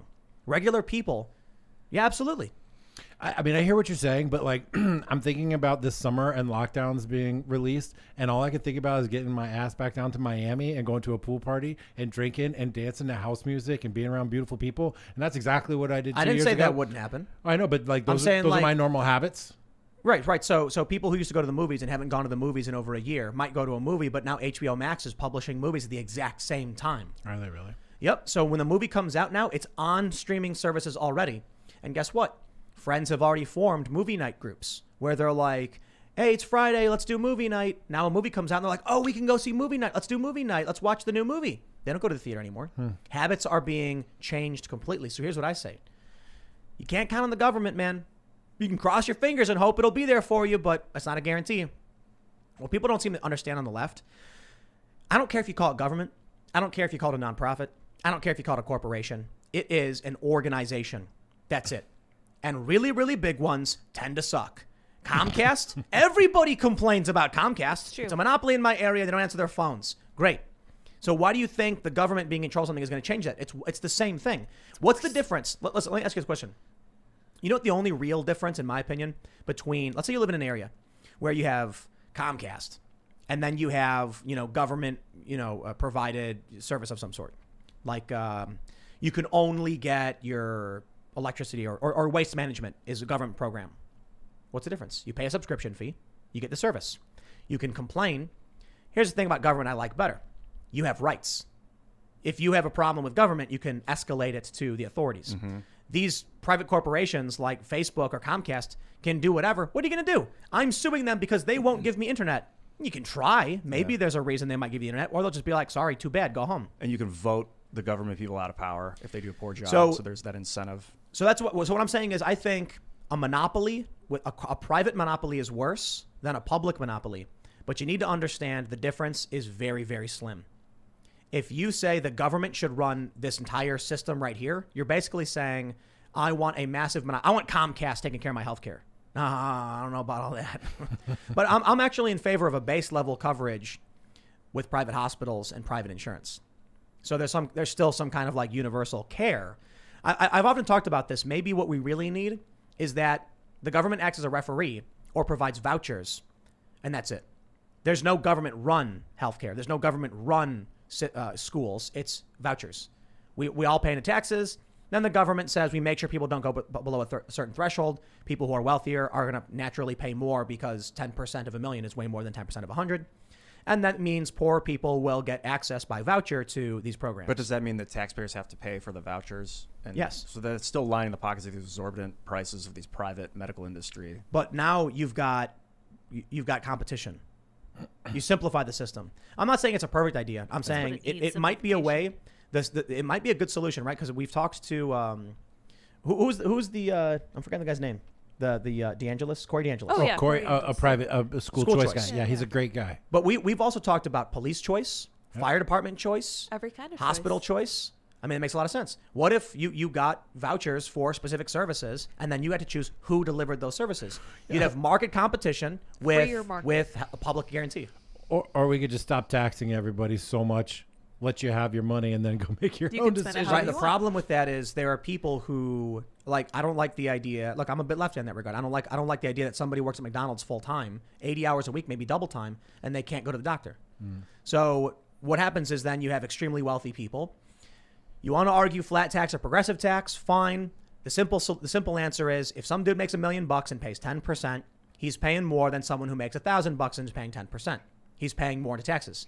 So that will help offset the costs only a little bit, to be completely honest. And I am a fan of the progressive tax. And I think then we have a base level so people aren't, going medically bankrupt. Charter schools is something I know a lot about. I spent 10 years working in charter schools. I was an executive director of multiple different charter schools. I was a top regulator at one of the most advanced charter school regulators in the country. I know school choice. It is a radical right-wing public policy experiment because it is. It's about solving what was a public issue with private entities. Right. So charter schools are privately owned, publicly funded. And the same concept could apply to everything like you just said, police, fire, medical. And what we've seen with charter schools is that they deliver per dollar better results, right? On a per dollar basis. And what we've seen in Washington, D.C. is that about half of the students in D.C. go to charter schools. And what happened at the beginning is charter schools at first outperformed. But now that it's actually half and half, they're actually performing relatively the same, right? So that means that they're delivering the same product, but they do it with far less money. Yeah. They do it with far less money. They're far more nimble. They can be shut down if they're terrible schools and they don't meet standards. It's a really good system. And the irony for me in working in that environment is that truly a radical right-wing policy experiment implemented in D.C. by Georgia senators in the 90s, right? Republicans. Completely staffed by radical left-wing social justice warriors that have no idea that they're participating in the deconstruction of the federal government that they so love and hold dear. But I would love to see this thing, see it expanded. But what happens though, same arguments as they make about charter schools. It's like, well, what happens when, the rich people get all the good cops and the poor people get all the bad cops, or you rich people get all the good fire? The vouchers are equal, bro. The vouchers are equal. Yeah. So when it comes to certain services, everybody has the same vouchers. I see. Oh, I see. You're just like, I get fire service from this company. I can just choose to go to this company or that company. But they're local. That's the problem is like if everybody in one area wants the good cops and they pay their vouchers to it, and then all these people in different area also want the good cops and pay their vouchers. So then population density will lead to better, wealthier systems. So then a new police department will open up to serve that demand. Oh, interesting. Yeah. Yep. It's an interesting idea. I'd like to see it explored, a little bit better. I don't know. Ain't gonna happen in this administration, my friend. They hate school choice more than they hate, Syrians and dropping bombs on their head. They like the teachers' vote. They want those votes. Yep. Well, I'll tell you this, my friends. The perfect opportunity to segue ain't going to be nothing for the teachers to teach. We got this story from CBS this morning. Experts sound the alarm on declining birth rates among younger generations. Quote, it's a crisis. Before I read this, I want to tell you guys a story. You guys may be aware that I have a music video that I've produced. It's called Will of the People. I enjoy that song greatly. It is a song. I made it. And I decided to just try, I'm going to run an ad. That's just a snip of the song. And then if people click it, they get brought to the full song. Just to see how it performs and see if like there's a way to actually, most people who do songs and entertainment have big marketing budgets. I don't, but I was like, let's buy some Google ads, see what happens. So I go into Google AdSense and I'm like, the people who will like this song are fans of, rock music, like indie rock kind of stuff. Probably, I think, people who are into news and politics. Google gave me a demographic breakdown of the people on YouTube who watch news. This was a crazy thing. 66% they say are men. They are, most of them, the plurality, are between the ages of 35 and 44. And around, I think it's like 65 to 70% have no family. That to me was crazy. Wait, those are the people that bought your song? No. These are just the people that are more interested in politics. Yes. So Google basically told me that the people who are interested in politics on YouTube tend to be 35 to 44 with no family. Makes sense. If you have a family, you focus on the family less so than on the surrounding. Definitely, you have far less time for news and media consumption. I have 3 kids. When I had 2 kids under 2, there is a gap in my cultural understanding of the world that started around 2006. It goes to about 2009. People ask me when I started dating after my divorce, they're like, have you seen this movie? Did you hear this song? Did you do this thing? Like, what are you talking about? I was sleeping. I have no idea what you're talking about. You just have no time to consume anything. Well, so this is interesting because I saw that and I was just surprised at how many dudes don't have families. I'm going to be 35 in a week. I don't got any kids. So we have the story from CBS. They say, new data is confirming a baby boom that some doctors expected was actually a baby bust. So that sounds like good news. Health departments in more than 24 states provided records to CBS News showing a 7% drop, in births in December, 9 months after the first lockdowns began. Researchers say it continues a much bigger plunge in fertility in recent decades. The number of babies the average woman in the U.S. is expected to deliver has dropped from nearly 4 in the 1950s to less than 2 today. The drop could present an entirely different risk to society than one that was first warned about decades ago, when an apocalyptic fear gripped America in the 60s and 70s. The stakes in this battle are far greater than any other we've ever fought, Walter Cronkite said in a 1970 CBS News broadcast. The experts we interviewed told us population was the fundamental crisis. As the world stampeded towards 10 billion people, many researchers back then predicted that overpopulation would ruin humanity. Biologist Paul Ehrlich once explained the threat as the population bomb, saying, quote, sometime in the next 15 years, the end will come. And by the end, I mean an utter breakdown of the capacity of the planet to support humanity. Today, however, a very different note is struck by researchers like University of Southern California professor Dowell Myers, who studies demographic trends. Quote, the trouble is we overshot and we dropped it down too much now, Myers told CBS this morning. Whoa. How did they drop it down? That's an interesting question. What policies did they enact? Anti-natalist policies. I mean, it's called feminism. Hello, by the way. No, I mean, look. That's a conspiracy theory. There is no push. There is no push between celebrities and prominent talk shows to tell women to abort their babies or go for your career. Or you don't need that man. By the time you're 35, they'll be fine. You'll find a guy then. Don't worry about it. Yeah, seems like they're complaining about it now. Oopsie Myers days. said of the decline, this is a crisis. We need to have enough working age people to carry the load of these seniors who deserve their retirement. They deserve all their entitlements, and they're going to live out another 30 years. Nobody in the history of the globe has had so many older people to deal with. I would be interested to see what other research that guy works on. I would bet $1 million that either he or his friends are also pro-open borders and interested in bringing in all kinds of immigrant labor as well. Because of the declining population. Yes, because of the declining population. So you're saying have babies so that they can become slaves to the older generation? Yes, exactly right. That's exactly right. Now you're tracking. To pay for the debts that have been promised to the baby boomers. That's exactly right. Ian, I'm not into it. Do you have parents? Yeah. When they're sick, will you help them? Yeah. So you're a slave to the older people. I'm a slave to the system. You're a slave to these elderly folks. No, come on. All these millennials who don't have kids, it is going to be brutal for them when they're, sitting there in their 70s and there's no one to take care of them. Who's going to take care of them? A robot? The government's going to hire someone to do it? Maybe. I used to call this the crazy Aunt Margaret phenomenon. Okay. The crazy Aunt Margaret phenomenon is going to be the end of feminism. And it's going to happen in about 10 to 15 years when all these women in their 20s and 30s who have heard that you go, girl, get your career, forget about your man, all this stuff. But when they get to be 45 and 50 and they're sitting around and they're like, wait, what did I do? Why did I do that? You can see we're it gonna happening we're going to have a nation of crazy Aunt Margarets. And then the women behind them will observe and be like, yo, I ain't going to be like crazy Aunt Margaret. And you know what the guys are going to do at 45 and 50? They're going to be riding around in their red convertible with their high-paying job and tons of disposable income. And they're going to be like, hey, young 30-year-old woman, want to cruise up to that infinity pool at the penthouse suite? I got all the money. And he makes it rain. And then the younger women are going to be like, this is going to be great. But like you mentioned, they're going to see the crazy Aunt Margarets. Then they're going to see these more powerful, high-status, successful men. And a lot of women are going to be like, this 50-year-old guy. I mean, you look at movie stars. Like Leonardo DiCaprio, for instance. He's always dating these young women. Why would Leo date a 50-year-old woman? He's going to date these young women.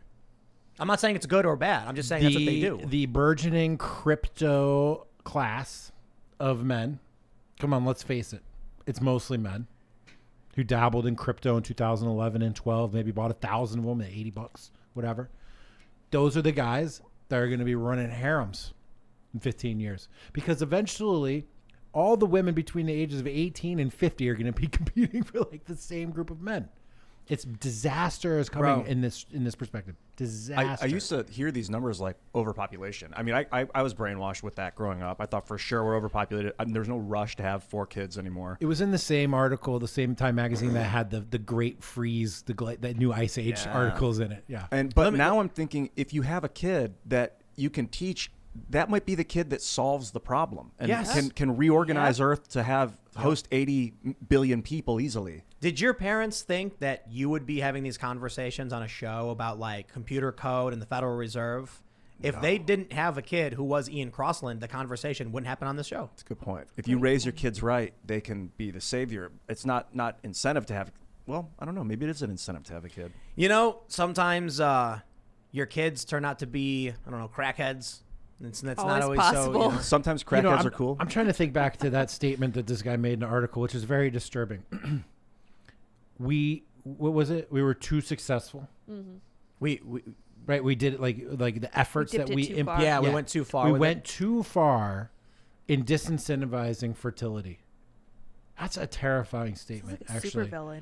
What did they do? What are the different things that they do? Like feminism, abortion, the desocialization of the family, the Schooling. deconstruction of the family unit, Black Lives Matter, deconstructing the family union or family unit, etc. You know what's really funny? There was a poll. No fault divorce. There was a poll that was posted by Matthew Iglesias we brought up, I think, last week. I was going to mention him actually in this. Where he says this, he's like, I'm going to break the entire discourse. And it was married men, working married men and their opinion on who should, what 2 parents versus 1 parent versus childcare. And what it found was that everybody has a bias for exactly what they're doing. So that means if a woman is working, she thinks women should be working and childcare should take care of the kid. Of course. If the man is working and he's married and the wife is watching the kids, the man thinks the husband should work. The wife thinks the mother should raise the kids. And that's why they chose to do it. Right? Duh. So this is what's really interesting, because whenever I have these conversations, I've seen a lot. I've not heard from women who are mothers about, writing articles about why women shouldn't be in the workplace or why they would be happier with kids. And the reason is they're not. So it's an interesting predicament. For the women who like being stay-at-home mothers, they don't have the career status and power to write these articles unless someone opens the door for them. Whereas the prominent journalist class or activist feminist class, they're the ones writing for all these blogs. So the only thing you're going to hear is their perspective. Jessica Valenti. And right. That she was the lady worst. who wrote that article where of. She was like, catcalling is offensive. And then a year later, she's like, I'm sad no one catcalls me. Uh-huh. So my How it started, how's it going? Right. Here's the funny thing. This is the one subject that really triggers people. I love mentioning this because invariably they're going to like clip this and make videos about it, and they're going to say incel and all that other dumb stuff. I don't care, dude. I'm successful. I'm having a good time, and we got to talk about this. The question is, according to Gallup, so it was like, do you think women should be working or whatever? And 56% of women said they would rather have a career than be a stay-at-home mom. But that means 44% of women told Gallup, despite everything you might hear in the press, they would rather be stay-at-home moms. That's close to 50-50. And I think those women who have careers and all that, I'm stoked. More power to you. That's awesome. I'm glad you found happiness. But that also means there's a lot of women who don't want to do that. And those are the ones I think aren't being represented properly in the media because they're not working. You know what I mean? They're not in these careers, in these jobs. They shouldn't pull women. They should pull their children. What do you think? Would you rather your mom be at work all day or at home taking care of you? Would you rather your dad be at home, playing ball and going to the park with the dog or at work? Right? If you had to choose, one of your parents has to go to work. Gotta be dad. Oh, my mom. Why do you sure. think the kid's gonna say they're gonna pick mom? Why do you think so? Because mom caretakes. Mom takes care. Mom makes the peanut butter and I jelly. disagree. I wanted my mom out of the No, house because she was the wouldn't slave driver. When you No, were no, no. 7? Yeah, she was the mean one. Well, She was yeah, yes, the listen, lawyer, I and my dad was the explained- fun. Yeah. Well, she's a lawyer. No, I think- she I was like think the you're- lawyer of the house. I think what you're missing is that if mom is the caretaker, then the kid is used to mom being there and he's feeling bad. He doesn't see dad enough. So when asked, he'll say, I want to see dad more. Get it? possible. He sees mom all the time. And you may be right about the mom taking care of the kid, but it's also more proximity to mom means more stern attitude from mom as well, right? Look, Yeah. kids, we're going to take one of your parents away. Which one do you want it to be? You're right, because my mom was stern, but probably only because she was around all the time. Yeah. Let's She had let's to be. we're gonna go back in time. We're gonna pull up this next article. Oh, I love this because I'm willing to trigger the internet once again. So this is a story I covered from the New York Post. Women are struggling to find men who make as much money as they do. Yep. And I gave a very simple hypothesis. And people did not like it because it was an offensive hypothesis. I don't care. The hypothesis goes as such. If there is a 30-year-old woman who's working a job and she makes $75K a year, and there is a 30-year-old man who works a similar job and makes $75K a year, the woman looks at the guy and says, that's my peer, that's who I want to be with, or someone who makes more money. But that guy who's 30, making $75K a year, is not looking at a 30-year-old woman. He's looking at a 22-year-old woman. OkCupid data showed us this, that no matter what age the guy was, Rude. he would message 22-year-old women. Yeah, Guilty as charged. And I got to Of admit, course. Hello. Except for me, the number is No, 24. My age range is like 21 I'm to not a fan. 45. I'm not a fan. That's not for me. Of 24-year-old girls? I'm not. I mean, the idea of like, I guess, hooking up with a 22-year-old, sure, I get. But, and when I'm talking about a legitimate relationship where you actually want to have a life companion, have a family, You need I think it's someone a absurd little to be a 35-year-old man reaching out to 22-year-olds. Yeah, she'd for have to that. be really evolved. Yeah. That's why I said 22. No, 24. But even 24, 26 is I've the best had age. 3 significant relationships in my life, and each one of them began with a girl who was 24. When I was 24, when I was 30, and when I was 40. Let me read this. Let me read this. Okay, the New York Post writes, the country is facing a crisis of broke dudes. According to new research from Cornell University, and it's left successful ladies single and disgruntled. I wonder if they misunderstood the data. When they ask women, are you finding men your age who have money?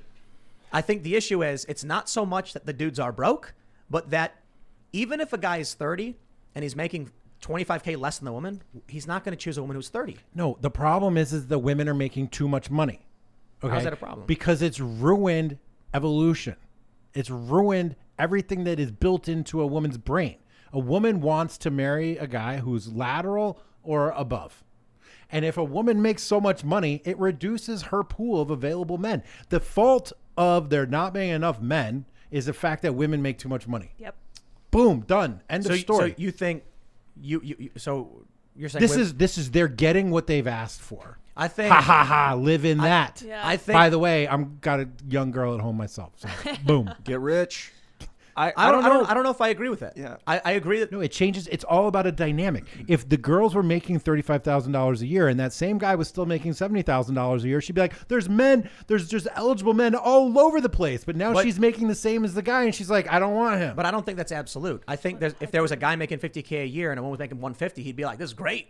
Like, we're going to have tons of money. Actually, Pew has done a number of studies on this very thing, and women say that they want to date a man and marry a man that makes more money than them. But everybody Period. wants to marry up in No, some fashion. I don't want to marry up. Okay. Why would I want to define marry up. a woman that makes more money and works harder It's than not- I do and spends more time out I of didn't the say house? that. I didn't say that. Well, I said marry up. How are we calculating up? Do you want to marry Good like a point. woman who sleeps in the gutter? So it doesn't have to be money. It's like if she had a heart of gold and was willing to take care of my house and was kind of hot and good with kids, I don't care what she does as long as she's going to stop doing that and she's going to start taking care of the family. Wow.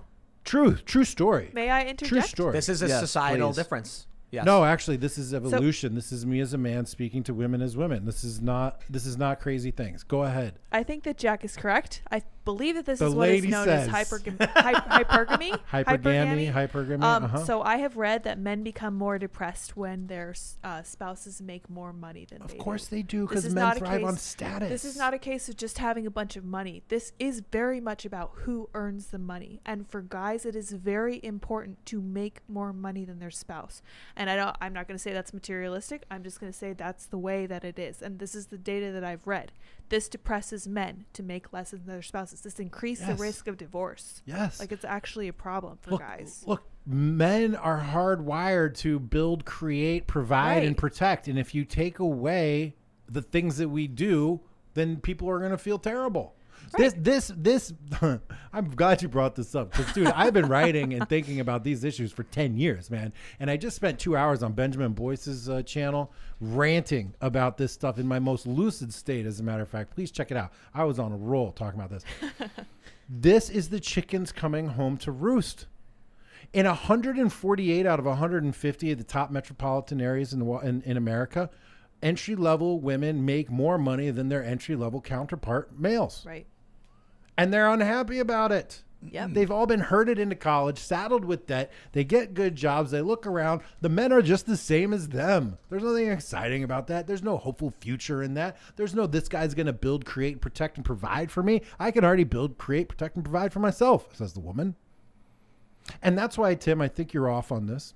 I think that the natural age difference builds in this dynamic where a man and a woman could be just as smart, just as interested in the world, just as capable, but by virtue of the age difference, the man is more established, the woman is less established. You have that status difference. The man can provide and protect, the woman can nurture and love and caretake, and people are happier that way. I strongly recommend men don't get married until you're 35, until your career is established, you got your money, and then definitely look for a woman who's about 10 years younger than you. That is 100% my advice. What was the Pew research you're talking about? Because I'm trying to find it. Pew Research, consistent studies that show women prefer to marry a man that makes either as much money as them or more, never less.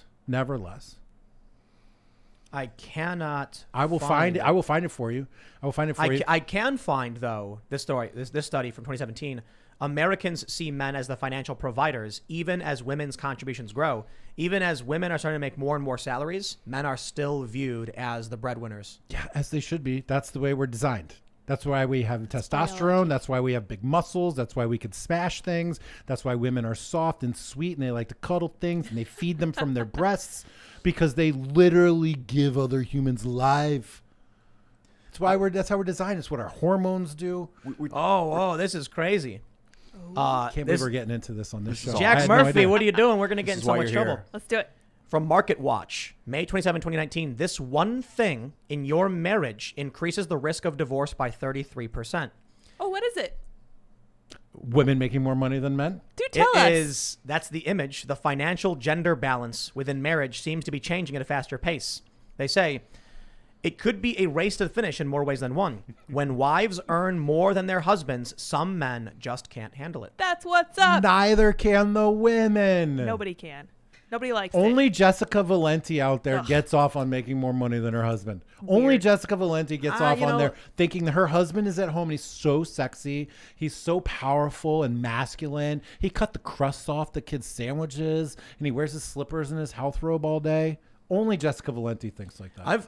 I've seen. And if they don't, I'm sorry. And if the women give lip service to this notion, they're lying. Well, I wonder if it's about money or Because status. I know. Because I don't know if it's about money. Like, No, it's if, about status and power. status and power. Because if a guy becomes the president, he doesn't make a lot of money, but he's super powerful. He will have. And women love that. It's about power and status. And there's no faulting women for this.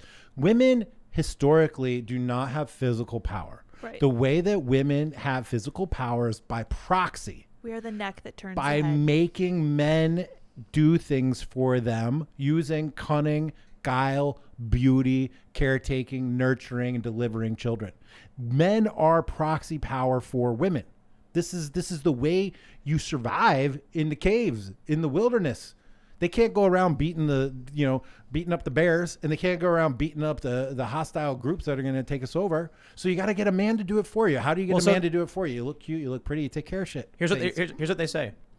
They say the risk of divorce is nearly 33% higher when a husband isn't working full time, according to Money, Work, and Marital Stability, assessing change in the gender determinants of divorce, a 2016 study of more than 6,300 couples by Alexandra Kilowald, professor of sociology at Harvard University. Quote, for marriages formed after 1975, husbands' lack of full-time employment is associated with higher risk of divorce.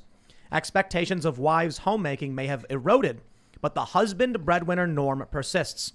The apparent disconnect may be due to peer pressure or attitudes passed down from parents. Another theory, Through evolution. A persistent glass ceiling for women at work may encourage men to believe they should also be the highest earners at home. Persistent glass One thing they ceiling, never my talk butt. about, though, is Whatever. there's always an Fake excuse, news. but it's always the man's fault. Of Like, course it is, some because men everything can't is the take it. man's fault, period. This sounds like it's like a lack Oh, of purpose issue. If someone doesn't have a full-time job, maybe they're missing purpose in their life and they become much less attractive. That is a separate issue, but That's a yes, good you're point, exactly yeah. right. People don't have a mission or a purpose or an expression of values that's unrelated to their source of income. And people have terrible, horrible lives when their values and their mission and their purpose aren't aligned with the things that they have to do to earn money. I would even like to see independently wealthy people that inherit a bunch of money that don't have jobs and see their rates of success in marriage, because I think that would be low also. If you don't have something that you love outside Yeah, but of those yourself. those two things aren't necessarily the case. You can be born with a lot of money and have passions, Yeah. building no meat or But my vaccines point is, or whatever. it's not that women or men seek money in their partner. It's that they seek drive, ambition, status, and power, or a potential for it. No, what they seek is differential power. That's what both parties seek. What do you mean by that? Because you can be a broke ass dude and find a woman that looks up to you because she's broker, right? This is Relative power? Yes, it's about relative power. It's about relative power and relative status. A woman that doesn't have a job, doesn't have a career, doesn't have any education, latches on to a guy that's got a minimum wage job and has a room in a house somewhere. Well, she's moving up in the world, right? It's all about relative power. And that's why more women graduate high school, more women apply to go to college, more women graduate college.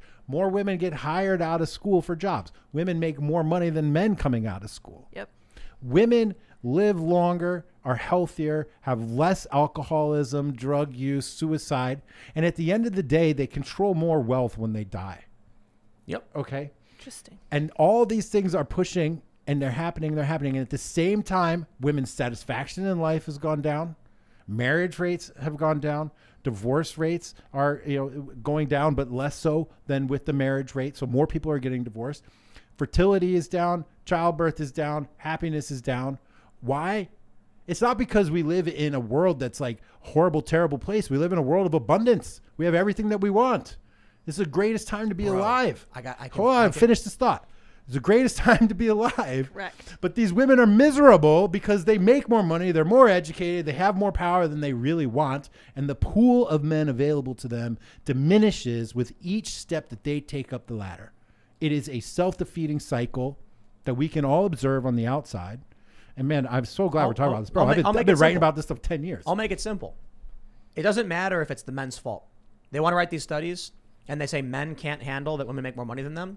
It's like, okay. That's not it at all. Well, that just means that women still can't date the men. You can blame the men for it.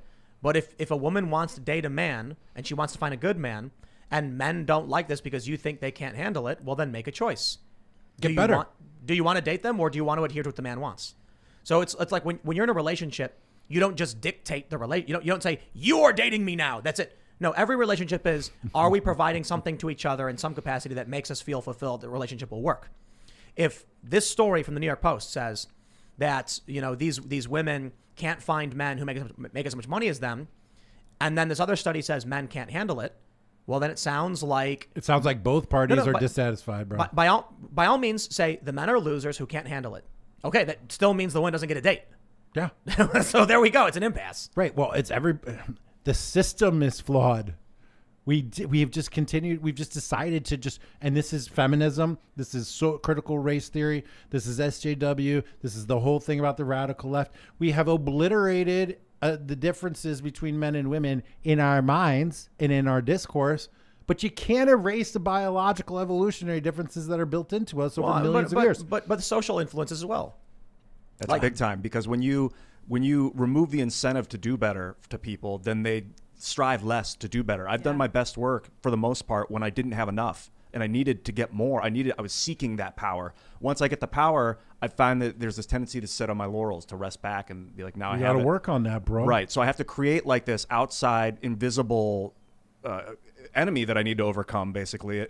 I love Peterson's work. He talks a lot about this stuff. I keep thinking about him when we're talking about this. This whole social structure where you have enough, you have everything, government's going to take care of you. I think it's killing incentive for people to do better. I also think that you insult and demean the maturity and capabilities of 24 or 5-year-old women. Yeah, absolutely. There's no reason in the world a mature, established 35-year-old man cannot have a healthy, productive, fruitful relationship with a woman 10 years younger than him. I didn't say that. I just think... You just said they were immature and they shouldn't be matched up. 22. Okay, 22, 23, 24. Look, women mature way more. Who go to college. Women mature way more quickly than men, dude. It's More quickly. It's preference. At age 15, they're basically women already, right? And it's like men hit their prime in their 30s. 35. Why wouldn't a man in his prime latch on to a woman in her prime? Why not? That seems the most logical thing possible. That's what's happened for millennia. Millennia, older men would marry like 15-year-olds. And the societal, shame in this society around dating a younger woman is just jealousy. It's jealousy. Because, as you said, every man in the world wants to date a 22-year-old woman. According to OkCupid data. According to OkCupid, I don't know. Your own two eyes, all of history, every piece of literature, but I'm citing every this book on you ever purpose saw. because it's not your opinion. OkCupid actually tracked all the messages. Yeah. And they found no matter how old a guy was, from even younger guys. Why do you think that is? Always mentioning 22-year-olds. Why do you think that is? For, I think, evolution, like biological reasons. Right, exactly right. And what OkCupid found was that, very disgustingly, in my opinion, men are actually attracted to women much, much, much younger than that, but would not want to have a family with someone younger than that. So men choose 22 as the equilibrium between mental and physical maturity. Why is that disgusting? There's nothing Little kids. wrong. Well, little kids, of course, dude. Well, that's hyperbolic on my part. Right, like, but there's literally teenagers. nothing wrong with seeing a woman of fertile age and thinking she is an attractive sexual partner. But like acting on that with an 18-year-old woman is a completely different story. But there's nothing wrong with seeing an 18-year-old woman, and being like, oh, she's attractive. Of course she is. She's in the prime of her I'm not talking beauty. about 18. OkCupid data said men want women younger than that. Okay, well. And that I find creepy. Yeah, it is. Society has rules. Like, it is creepy today, but guess what? It wasn't creepy until just recently. I don't know. All of humanity, all of history, all of time. I still think it was creepy. Yeah. I think a lot of past cultures did a lot of really creepy, gross stuff. Yeah, well, of course, of course, and of course, I'm not advocating for guys in their 30s Like dating ritual anyone under 22, but I think it's perfectly reasonable to have a relationship with a woman who's in her early 20s if you're in your 30s. Well, absolutely reasonable. Let's go to super chats. Yes. And here we go. We're gonna have we'll do a bonus segment. Yeah, you're on for that, right? Yeah, man, I'm on for it. It won't be too long though. But I'm up for it. I gotta go. Plus, I got a guy home. I got a 14-year-old woman, a woman 14 years younger than me at home waiting for me. There you So go. be careful. That's why I watch it. Smash the like button, my friends, and check out timcast.com because I think it's going to get spicy. Jack's going to go off on this huge rant about manliness and stuff, so Yes. we'll carry that conversation over. But subscribe, hit the notification bell, share this podcast if you really do like it because that's what helps podcasts grow.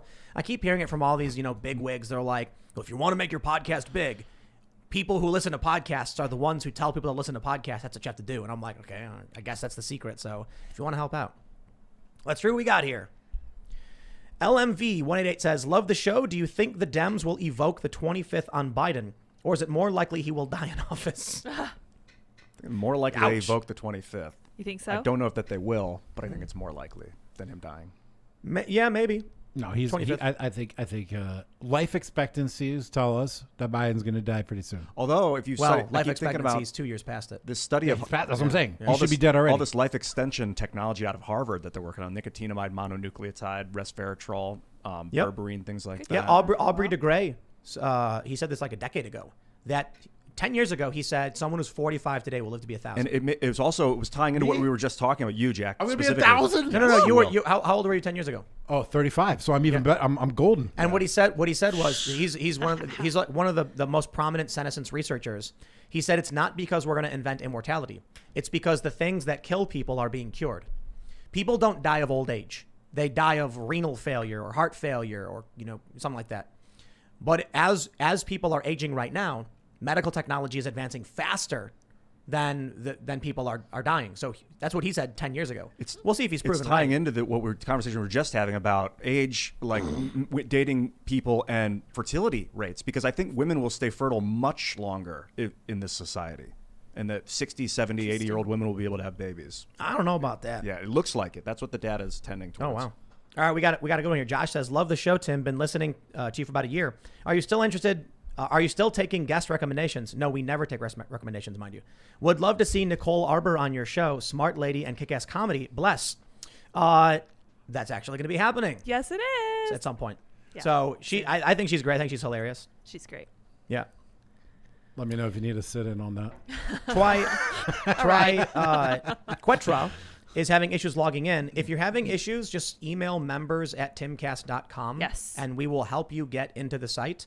And for any other email, there's info@timcast.com. So, yes. Brendan says, get Tom McDonald on the podcast. My friends, there are like 50 people that we've reached out to that are like, yes, we want to come on the show. And they're in Canada. Brutal. You can't do it. Or they're concerned about the COVID. Justin, well, I mean, that's mostly lefties. But Justin Trudeau in Canada, he's sitting there at the border, just like, looking around, waiting for any of these people to try and cross over to the States. And then he runs over and he grabs them and then they lock him in a COVID hotel. And he wants to come on the show too. We've been trying to get him on the show. Trudeau? I would love to have Trudeau on the show. I mean, yeah, but that's never going to I happen. want to see his socks. Trudeau, let's have some legitimate questions thrown at you in a 2-hour sit down where you can't leave. Like, Yeah, why? right. Talk It would about be like, COVID, man. for the first time in the guy's life, he'd have to tell the truth. That'd be awesome. That's not He going to would happen. never do that. People don't want to sit in the hot seat. He's an entertainer. He might. Oh, that's interesting. Beautiful Bliss says, what's the counter argument for Democrats for declining birth rates? I wonder. Hi, Lydia. I don't know. Probably say it's a good thing. All right, let's jump down. What is this? Rantomatic says, Trump to Biden voters. Are you sorry yet? Del Men says, hello, Beanie Compound. Great news. Minnesota government has rescinded their decision to spend taxpayer money on influencers for the Derek Chauvin trial. What? How nice of them. Because Minnesota doesn't trust the government to do the right thing. What does that mean, influencers? Yeah, they were going to pay influencers to influence people about the Chauvin trial. Whoa. Yeah, you didn't. I didn't know that. That's a story. Yeah, that's creepy. What? I'm shocked you did not see that story. Northern Blue Collar says, hello from Maine. Keep up the great reporting. I love listening to y'all while I work. And we love getting your money in super chats. It makes it all worth it. Thanks, man. We got a new show coming. I heard. Cults, crime, mystery, paranormal. I heard. It's going to be more like a legit show. Like we'll do 13 episodes. We'll record them on the weekends and then we'll just release them out. So it'll be not the same as a topical news show. It's going to be Evergreen. evergreen entertainment Yeah. with guests Podcast. from cults and Alien civilizations redux. yeah. I'm hoping we can get a legit murderer, like from prison. No joke. Yeah, That'd be man. awesome. I will not be here that Not day. in the. Well, they're going to be in prison, and so we'll I see, record I a see. conversation, Oh, I gotcha. and we'll do. You're gonna send Cassie in there. I don't know. It's up to her. But the paranormal stuff, I'm really excited for because I want to do this for a while. Yeah, dude. I want to get a legit researcher who's I work at this university. We track this stuff. Here's what we think, and then it's going to be great. We're going to do sound effects and creepy Dude, the stuff. cult stuff is fascinating. Just the mind of a cult member or reformed cult member. I love that stuff, especially with the age of cult personality. There's also some people who deny they're in a cult. There's reports of here's a cult, and the people are it's not a cult. And so I'm really interested in having those conversations. I mean, who gets to decide if it's a cult or not? I don't know the size of the cult. I don't know, man. Is the I mean, guy I've sleeping been with watching. everyone's wife? Okay, so I watched the Nexium series, and I watched Wild Wild Country. What's Right. Wild Wild Country about? Oh, that's about that Indian guy and his right hand woman who took over a town in Oregon or Washington. Oh, or that's something right. like That's that. right. That's right. Yeah. Yeah, and it's like, what's a cult? Could they leave? The Nexium people couldn't leave. They couldn't leave. No, they couldn't leave because they gave up collateral on themselves, like Oh. pictures of them cheating on their husband Oh, or wow. whatever. Plus, they got branded Yeah. and all these things. And then when they tried to leave, they wouldn't let them. But the Wild Wild Country people, they said it was a cult, but like no one was forcing them to be. But there. did you see what Nikki Klein said? I don't know who that is. She was one of the members of the DOS. They call it the DOS. Oh, cult. yeah. She's denied all of that. She said it's not true. She said the media was lying about everything. It I was sensational headlines. I where, wouldn't be surprised. Yep. I wouldn't be surprised. I mean, I watched the Nexium thing, and it was about 3 episodes. I'm not saying she's right. I was but about the media lies. 3 episodes in, and I was like, I haven't seen anything wrong here yet. With Yeah. Nexium? Yeah. Oh, really? Yeah. I thought the that was first, like the a first sex cult. Well, that's how it was portrayed. Well, so I'm saying the media has reported it as a cult. Nikki Klein, who I actually have met because I think I met her. I'm not sure where I met some people from Nixium at CPAC, and then I think they introduced me to Nikki Klein, and this was back when I was doing a really old podcast, and we were going to do a podcast. We ended up not actually using it because that's when the news was breaking about the cult and all that stuff. So I wonder if we still have some of that stuff. But I'd be interested in talking to her. Like, you say it's not a cult. Here's all the stuff saying it was. And don't you think people who are in cults would deny being in a cult? I mean, what is a cult, though? A cult is somebody looking in from the outside and not being able to understand the motivations of the people staying on the inside. People call things a cult because they don't understand. You can say Christianity's a cult. People have do, said yeah. it. That's why I said the size. Well, let's read some more super chats, though. Northern Blue Collar says, I love the debates you and Ian have. Me too. And then Brian says, free the code is the stupidest thing ever, and only a vile socialist who doesn't code would say something like that. Something that ignorant, code is work. I would say, to explain a little bit of that, I don't want to free all the software code in the world. I think it would be bad. But when a social network, which is a unique business that we're now dealing with in life, reaches 100 million users a month or something, that it becomes part of the commons. And then I believe we have the right as sovereign citizens to take control of that commons and protect the commons, and do that by freeing that software code. All right, I got to read this one. Bobby Bob says, I want Jack to hold me lovingly, rub his beard on my face, and gently whisper freedom in my ear. Pasta must be involved. His choice. Freedom. And freedom in Fusilli. Okay, sounds good. All right, the Civic Nationalist says, the Pilgrims fled because Great Britain wasn't religious enough. The U.S. was made by terrorists, and you still paid for the goods destroyed. The U.S. is a failed state. There were more loyalists in the colonies. Stop talking about this. You are not able to. God save the Queen.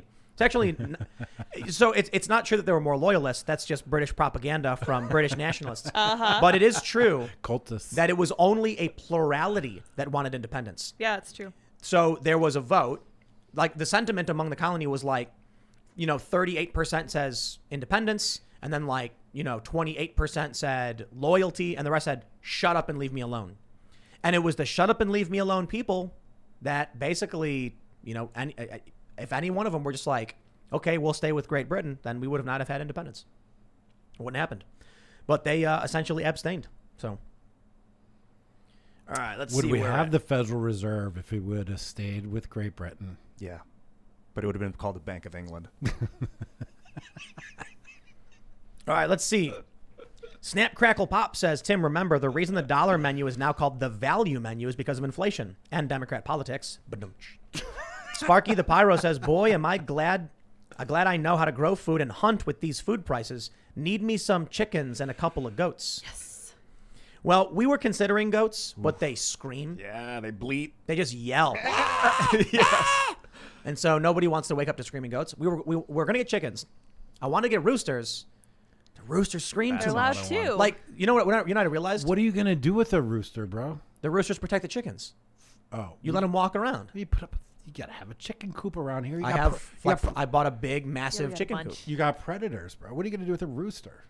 You, What do you mean? need hens and broilers. That's what you I need. have. So we bought a bunch of chicken coops. Yeah. We're gonna get a bunch of chickens. Do it. And I was considering getting a bunch of roosters. A Yeah. bunch meaning like a couple, because you need a lot of chickens. The problem is they scream, and we record in a studio here. Oh, true. Well, you know what? So in the morning, it'd be like midway through every single one of my podcasts, which I do at 12 o'clock. I'm doing one tomorrow on Thursday. The mailman comes, and Rosie, my dog, barks. So around 1:15 in every podcast, Rosie barks. Rosie barks, and everybody laughs, and then we just move on. It's just part of the show, man. Yeah, but roosters yell randomly. Yeah, they do. And you're saying we don't need them? Well, if we take care of the chickens, if we want babies, I guess. But you can hatch, yeah. You know, there's there's one place I go to where they have 3 they're big roosters, and they keep predators away. Yeah. And so I was asking one of the guys there, I was like, the roosters enough? Like, we have dogs too. And I was like, there it is. Roosters get mean. Roosters will run after predators, and they also tell the chickens to go home when it gets dark. So, but we'll probably just set up a big enclosure where it's like, we're going to secure it so that predators can't get in or anything. But if we have chickens, we can actually keep it in a secure area. The problem was we have a really great place to put it where it's surrounded on 3 sides. So there's no predator coming in, only from one direction. And then we can actually secure that very well, and then have the coop inside it secured as well. The problem is it's close to the house. So if we get roosters, you're going to hear the roosters everywhere. So it's like, maybe we'll just get chickens. We can always start with chickens. I was thinking homesteading, man. You have got eggs, goats, and herbs. That's easy, right? So like every morning you can wake up to like a goat cheese omelet with like herbs and I stuff. used to milk them. That doesn't sound like, that's not roughing it by any means. That sounds amazing. Sounds great. I could go for a goat cheese omelet right now. We got to read some more. So Image JPEG says the only thing that can stop crypto is if governments go back to sound money. Won't happen. However, in my opinion, BTC is overvalued. Check out Coin Fair Value. Satoshi's white paper was for eCash, not store of value. That's fine, but it doesn't matter. I hear a lot of people saying this. They're like, oh, the original vision. So they have Bitcoin Cash, where it's like it's faster transactions and it's worth a lot less, but you can trade it really quickly. They all exist. All these little cryptos exist where you can instantly trade value. The Mines token, for instance, has value to some people, in the library token or whatever. Bitcoin has become a store of value. That's it. You can not like it, but that's what it's become. I think the problem is maybe Satoshi didn't realize governments were going to be dumping massive amounts of money into this. And that means the demand is massive and the supply is literally diminishing. It's so funny that the government says no one is allowed to mint a currency but us. Couldn't stop it, so they're just letting it happen. You can't stop Letting it happen. Why aren't they the ones buying everything? And then they're buying it. Why, maybe M1, all that, they're just buying up Bitcoin. So maybe the whole you can't print your own money supply thing should be tossed out the window. I mean, it's being ignored. So let's just say you can print your own money supply and change the Constitution and let people make their own cryptos. Right, we got to read some more. We got a good one here. Joey says, I remember when the Whopper was $1. How much is it nowadays? God, it was like $6. It was. That's a guess. 14, maybe 16 years ago. There was a Burger King in my neighborhood, and their sign was hard printed. Yeah. 99-cent Whopper. Yeah. Yeah. Hard. Like it wasn't that. something they changed. It was permanently there. And then I remember when they finally broke it. $4. Yeah, because it was not a banner. It was like the sign itself said Burger King, and then under it said the 99-cent Whopper. And then eventually, when they're like, "That's too expensive," it broke the sign. I lived in the South Side, man. It wasn't like a good place. They were just like, "Get the hammer!" Wow. Or someone broke it. I don't know. Maybe someone shot it. Last time I bought a Whopper was $2.29, maybe. They cost $4.19 now. Yuck. Wow. $4.19. Matthew Stockhausen says technically any state can leave the union if they want to fight the USA for freedom. That's a good point. Yeah, Texas. I don't think it's a good idea. Whenever they talk about secession, like you'll have a blockade in the Gulf of Mexico, all that oil. The Fed's not going to give up that oil. The federal government, I should say. Do you think there's the stomach by the other 49 states in the union to actually say, "Oh, Texas seceded. Other 49 states are going to be like, invade them"? Nope. No, that era has changed, man. Look at Scotland voting for independence. Like, Scotland was essentially conquered, wasn't it? Well, I don't know anything about Great Britain. I'm going to trigger all the British people. They're going to be like, no, you know nothing. And it's like, okay, fine, whatever. But we're at a point now where it's like, I guess Catalonia, they keep trying to leave Spain. And then the federal police come in and just start beating people mercilessly. So there you go. I don't think people in the U.S. would go for that. Yeah, I know. It's like the federal cops are not the state or the people, or not the people. There's like that's why we're talking about like the NSA and the Homeland Security let's and the FBI. Like that's a lot of militant force that the federal government has. We'll keep going through these super chats. C. Hennessy says, best analogy for America is a skyscraper, and each floor is a year of America. The founding fathers laid the foundation, and now the people on the 244th floor wants to take out the foundation that the whole 244th floor sits on. Indeed. Interesting. Katie says, have to sit with an assignment for 6 hours, forced to write about Black Lives Matter and white supremacy. I have to pass it to graduate this summer. So I would like to know if I only pass if I go full leftist. Sounds like it. Wow. I have a Look, lot of sympathy for you. it's a time-honored tradition to write whatever it is that you think your professors want you to write in order to get an A and not believe a single word of it. So just do what everybody's always done in college. Or you could write what you truly believe and frame it and throw the finger up. Here's a good super chat from Welder. He says, Tim, no income tax, no progressive tax, only a sales tax. The more you buy, the more you pay. The rich that buy more will pay more, and the poor can save. That's an interesting idea. I've heard that before. Maybe you just do a really high sales tax, like relative to where it is now, like increase it so that it offsets everything. And then whoever consumes the most, that would actually be a good green solution, right? To all of these lefties who want, to fight climate change and stuff.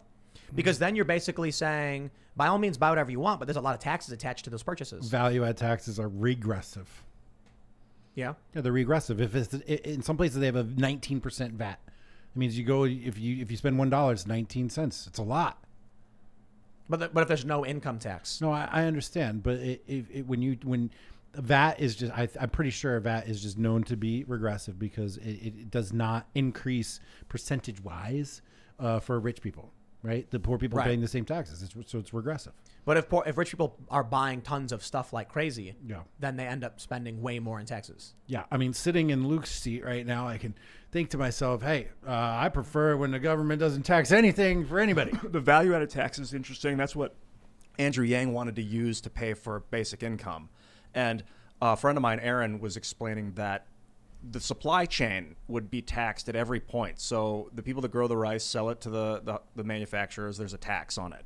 And then that's the value. That's a value-added tax on that. Then the manufacturer sells it to the store. There's a value-added tax on that. The store brings it to the person. There's a value-added tax put on that. And then what it would do is cause a markup in the price of the product to cover all the tax, embedded taxes along the chain. Yeah. Right. All right. This one's for you, Jack. Benjamin Haver says, I am 38 and have no family, both of my own and older than me. It's been a hard road. Also, I'm a huge fan of y'all's work. Much respect. No family. Yes. Good. Just super chat. Thank you. Thanks for watching the show. Appreciate it. William Kelly says, hey, Tim, how dare you for being exactly 10 days older than me and share my twin's name? Then again, my twin is my political polar opposite. Oh, really? Like you have a twin and then one's left wing and one's right wing or something? Interesting. It's a confluence of worlds right there. My birthday is March 9th. It is coming up very soon. Happy birthday, man. About 6 days. 35. And I will be 35 years old. Big year. Ryan Law says, wondering if you guys heard about how the National Guard troops at the Capitol are being treated. They're getting sick from raw and molded food. I DM'd the story to your Instagram, Tim. I did. And metal shavings. Yeah. Metal shavings. I saw that. Is that that's legit? It's probably from the cans when they're like making potatoes okay. and they're scraping it and the no. bits. Yep. And now when I heard about the raw beef, I was kind of like, that's so bad. I like my steaks rare. I guess if you're getting garbage freezer food, though, and you don't know where it's been, you probably want it to be cooked. It's probably not steak tartare. The raw chicken, though. Ugh. Yeah, that's I like, can kill dude, someone. they are Ugh. mistreating these guys. It is such... They feed them raw chicken? That's why I'm saying it feels like everything's falling apart. When our National Guard is supposed to be defending the Capitol and we can't even feed them properly? Yeah, you got to defend the National Guard before you use them to defend the Capitol. You ever think about how these massive armies, like the Crusades, they had to have food, man. Armies march on their bellies. Yup. They have like huge So they- baggage trains Yep, with their carrying families all the and food. So now you have the one of the wealthiest countries, if not the wealthiest country on the planet right now, can't get food to our own National Guard in the Capitol. No, it's not in that the they, Capitol. It's not that they Jeez. can't. It's that they won't. That's decay still. Decay is But decay. all right. But there's a big difference between somehow we just can't, and we have all the resources in the world. Money printer go burr. We can't. We won't. Why do you think? What do you mean they won't? Like, what are they not doing? What is a limiting factor from them buying high quality food? Choice. know. Choice. It's a choice. Yeah. Same with hospitals. I feel like hospitals should have healthy food. Institutionalized food delivery is tough.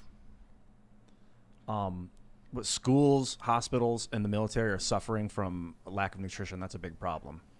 And it's another part of why government is kind of an issue. Kind of. I'm just saying, if we Really? can't Tell feed me more our about own, that. It's a bit of an issue. I could go into it. All right, we got to read this one. Mesa's one. I don't know why people are so mad at Cuomo for the nursing home stuff. He was just trying out a bold new strategy to solving the looming social society crisis. Yeah, too many old people. Then we Old. won't have to bring in more immigrants, and we can solve the fertility issue, the entitlement issue, the great pyramid scheme that is America, by the way. Yeah. We could solve that problem just by killing all the old people. Yeah, this is a cold. joke, obviously. That's cold. YouTube overlords. This is important. Oh boy. Alex Ryan says, Tim, get a donkey. A donkey will act as a guard for your chickens. They're brutal to predators. It's an awesome sight to watch a donkey stomp a coyote. I've heard that. Wow. They'll That'd be just so like, fun. get away from the Get a chickens. The donkey. chickens are my friends. Wow. Donkeys. I hear donkeys are awesome. They're great. Way better than horses. What do they bray? Is that the noise they Yeah. make? Eeyaw. Yep, that's called. Goatman Jack says, "Don't you judge my people's music." Yeah. So Beautiful. when I lived in Miami with Adam, the neighbors had a goat, and just the goat would yell all the time. So it's not enjoyable when you're trying to sleep, and then it's like 7 a.m. and you hear Bleat on. Yeah. Bleat on. Bleed on, bleeder. Catoriously Wise says, Tim, I've been in the beanie cult for about 9 months now, but I never got my new follower beanie. Who do I contact? We don't have beanies, do we? We actually reached out to a bunch of companies to make these kinds of beanies, and it's hard because it's dual colors. So you need like a good factory, but everything was shut down for COVID. Hey, as an aside, I wore the I'm a Gorilla T-shirt yesterday, and it is really comfortable. It's comfortable, They're good right? shirts, huh? Yeah. That's I was wearing it great. earlier Surprised today. Teespring doesn't do beanies. Maybe we should. they should. Maybe they could. They do, but they're always these just like Oh, you know acrylic what? embroidered, not. All we have liminal order beanies as well. Through But aren't they Printful. acrylic? No, they're really nice. Through They're not Printful, acrylic. through Printful and Shopify, totally sold out. Totally sold out. Can't Oh, get any more. Wow. Oh wow. Yeah. Yeah. See, there you go. Jay Rich says one of the biggest contributors to the declining birth rate is third wave feminism and the rise of gynocentric society centered around B-rating masculinity and browbeating men for being men. Make females women again. So third wave feminism is the distortion of feminism over the last 20 or 30 years. Mm-hmm. Yeah, it's the step beyond like maybe they should vote. Yeah, Maybe we're all equal. Yeah. It's the Step step beyond beyond. that. It's the step beyond that. it is. It really is. Mark Roberts says, Tim, I truly appreciate your cast and everyone's viewpoint. Thanks so much for your work. Best to everyone. Hey, thanks, appreciate it. Mark. That was a great one. Dude. Thank you. Christopher Blummer says, for Jack Murphy, Yes, sir. do you think Keanu Reeves is a MGTOW? MGTOW, for those, it means men going their own way. I couldn't tell you. I have no idea. Is he single? Have you seen? I thought he was Yes. married to No. some older lady. Yeah. No, he's single. I thought he And was married to He like a wasn't he dating some older 55-year-old lady? woman. Yeah, he was. was he? silver hair. Yeah, he was. Yeah, really And all the seemed photos older. of him with women, his hands, he's doing hover hands. Yeah. Oh. Yeah, he's legit. That one, I think was not. I think that was legit. Like the Me Too thing was at its peak, and then all these photos started emerging of Keanu Reeves, and his hands were never on women. And I'm like, dude, he's Smart. playing it safe. I'm pretty sure he's dating an older woman who doesn't dye her hair, and there was like a whole thing about it. I remember even tweeting about do it. Now that I remember think that. about it, I have no idea if he's a MGTOW. I don't recommend that. By the way, He's don't in go his- your own way, man. Yeah. Become a better man. All right. Find a woman, have a family, be a rebel. AI or Al, whichever one, says, Tim, you seriously need to do a discussion on the mouse utopia experiment. It nearly perfectly mirrors the modern day problems. Also, promiscuity is killing the long-term dating world. Look up retroactive jealousy. Oh, interesting. Yeah, I think I've heard about that. The mouse utopia experiment, I think I've read about that. Was that where like they gave the mice everything they could ever want, and then they ended up just getting like fat, lazy, and then not reproducing, and then just slowly dying off? Oh. Yeah, something like that. Look, the fertility issue is something that we should have actually a deeper discussion on because it's not just the United States. It's Europe as well. It's everywhere with the advanced technology. I think that this is the precursor to some transhumanist kind of thing happening in a society. Like as an entity in a whole, we might have some expectation of a huge change. Coming. Genderless evolution and No, babies don't born in say test that. I hate tubes. that. No, no, no. That's the Kathy's transhumanist. smacking you talk down. about Smack down from Kathy. You Oh ready yeah, for this? Kathy, what's up? What's up? Kathy Mack says, what is wrong with you people? What a sad generation. You pick a spouse by finding someone that enjoys the same things. I made twice as much as my husband, but it was all our money. Also, we have been married 41 years. Good Glad for to you. hear it. Yeah, I like That's that. Good awesome. for you. Congratulations. I agree with that, man. I don't think that personally. I might be different than most, but I don't think the money. I guess I understand what you're saying about power and drive because I am attracted to women that are driven to create Yeah, and it's do important. something. Yeah. Look, getting married because you like the person, this is a new thing. This is a new thing. This has never been the case. Romantic love is a new thing. It's a modern creation. It is. Yeah, it is. It's Yeah. incredible. I don't Yeah, think it it's used to be workable. like arranged marriages and dowries and all that stuff, and it was like the dad would basically sell off the daughter in a manner of speaking. I have the dowry, and then there would be a good man, and then the dad would be like, I approve of this man. The opposite of selling. Yeah. Right. Yeah. You're, the dad's giving the dowry. Oh, right. Yeah. It's, it's Right. weird, So actually. like when the you think about eligible it. men were Yeah. They receive, you get a woman and a bunch of money. Yeah, right. Pretty That's good deal. amazing. That's called the patriarchy. man. Yeah, there you go. Patriarchy. Yeah, works great. I called. Woman and a stack of cash. So I had a friend, and I jokingly called her a spinster, and she got really offended. And I was like, "Why are you offended by that?" And she was like, "Don't call me a spinster." And I was like, I thought that was like a funny thing nowadays. It's like, it used to be an insult back then. You know what I mean? What is it? Someone that spins hay? So it was Or what is typically the women who were spinning. Was it cotton? cotton. That's not Like hay. spinning It was thread, because yeah. they were working. They were Yeah. working women, so they were called spinsters. And then spinster became a term for a woman who wasn't married and didn't have kids. Oh. 'Cause she's was working. Right. Because she had to spend the rest of her life spinning up yarn. Yeah. Jeez, we live in an Yeah, but amazing like time. nowadays, it's like tongue in cheek. It was like, I think spinster insinuates that a woman is barren. Yeah. And- Really? And Yeah. a woman that doesn't have any, the barren future. societally like this with Why- no why- husband, no family, no anything. I'm sorry. Why would you be mad at me for that? If you're like a high-powered working woman, Because it triggers the evolutionary Yeah. brain that You don't can't wanna be be turned barren. off. it's also how like the left tries calling men incels because they're trying to go after masculinity. Yes. It's a weird thing to do because it's like, it's just like I don't know. It's antithetical to what they claim to support. Of course it like- is. Dude, I just had a huge long thread this weekend on progressive alpha males and how they don't exist by definition. Right. We should say that for the For after? yeah. Yes. We'll go ham on all that stuff. Dude, that was a good one. This will be fun. That was huge. Travis Sharon says donkeys scream. I stayed at Lake Pleasant, Arizona last weekend. Loud. Okay, you convinced me. Experimental says don't buy a donkey. The donkey will mind control you. Then it will make you join Oh. and completely support the Democratic Oh establishment. my gosh, maybe he's we right. will get a Get an donkey. elephant There instead. you go. Perfect. Then a tiger. Yes. I like it. Then we'll call it Never Neverland. Oh gosh, let's not. KN Clark says Washington State is sales tax only, no income tax. Bad idea. Poor can't save. They actually pay a higher percent in taxes just buying necessities. That's a good point. Interesting. Regressive. That's a good point. Regressive. Steve Selena says, Tim, my birthday is March 9th, going to be 27. Love your show, bro. And I'm glad I share my B-day with such an awesome guy. Love you guys. Happy You know what's crazy? birthday. Is Adam's birthday is right before mine as well. Yeah. What is it? March 7th? Yeah. It's And awesome. then Crazy, bro. It's a good year for There, birthdays. there's another person who has a birthday 2 days after mine, but I don't know if their birthday is public, so I won't say. But we're gonna have a big party. It's gonna be great. Oh, nice. Maybe we'll do a show or something. Really big party. My invitation must have got lost in the mail. Yeah, sure did. I know it. Oh yeah, definitely. Oh, yeah, here's Where's your the invitation. invite? We, Yeah, we, come we, on, man. Here's some alcohol pads. Inkspot says, "Get out of the cities. This is all building to the next world war, the new world order, and the culling through war, famine, and unspeakable strife."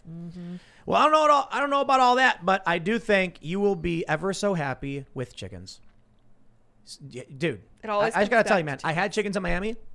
They're hilarious. They're like dinosaurs. They're just funny. It's like watching them do their thing. They're just hilarious. They're If you so dumb. if you fell in a pit of chickens and passed out, would they eat you? yeah, probably. Yeah. Okay. They eat. They eat sure would. animals like They they're eat they're lizards. carnivores. Yeah, they eat like, mice. When you ask someone what do chickens eat, what do you think they're going to tell you?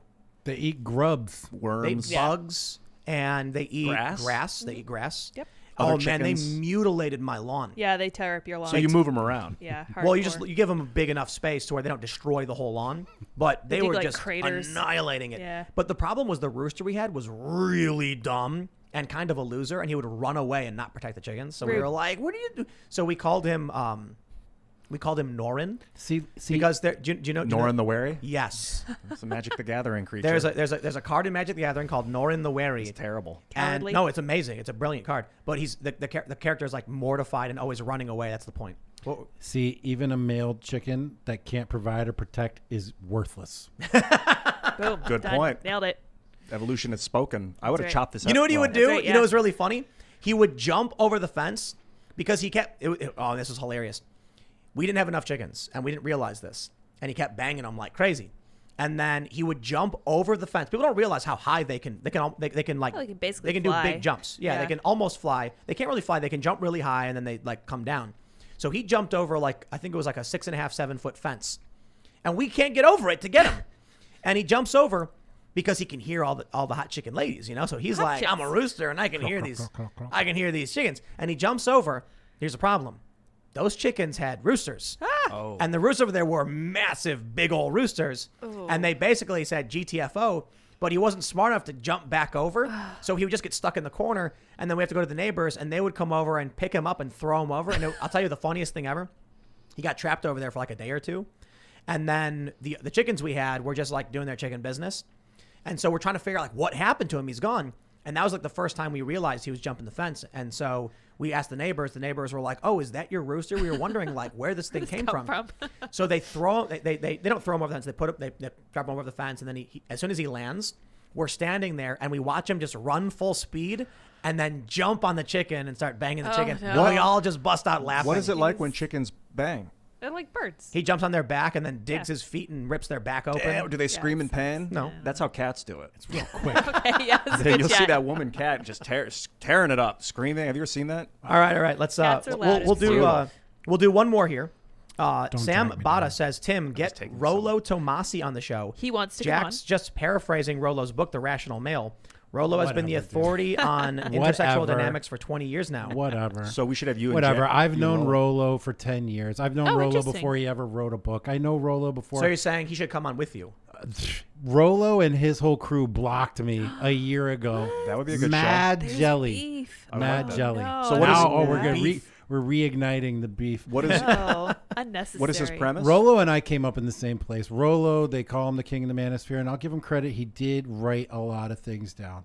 But man, Rollo and me and a handful of other guys, Mike, who was even in here the other day, we all co-evolved that whole scene.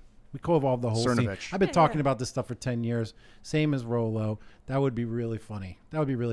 Hey, baby. We should have that chat. Let's All do right, it. ladies and gentlemen, we are going to talk about the progressive alpha, I suppose, at timcast.com. So that'll be up in about an hour or so. So go to timcast.com, become a member, and we'll have that up soon. Don't forget to like, share, subscribe, smash that like button.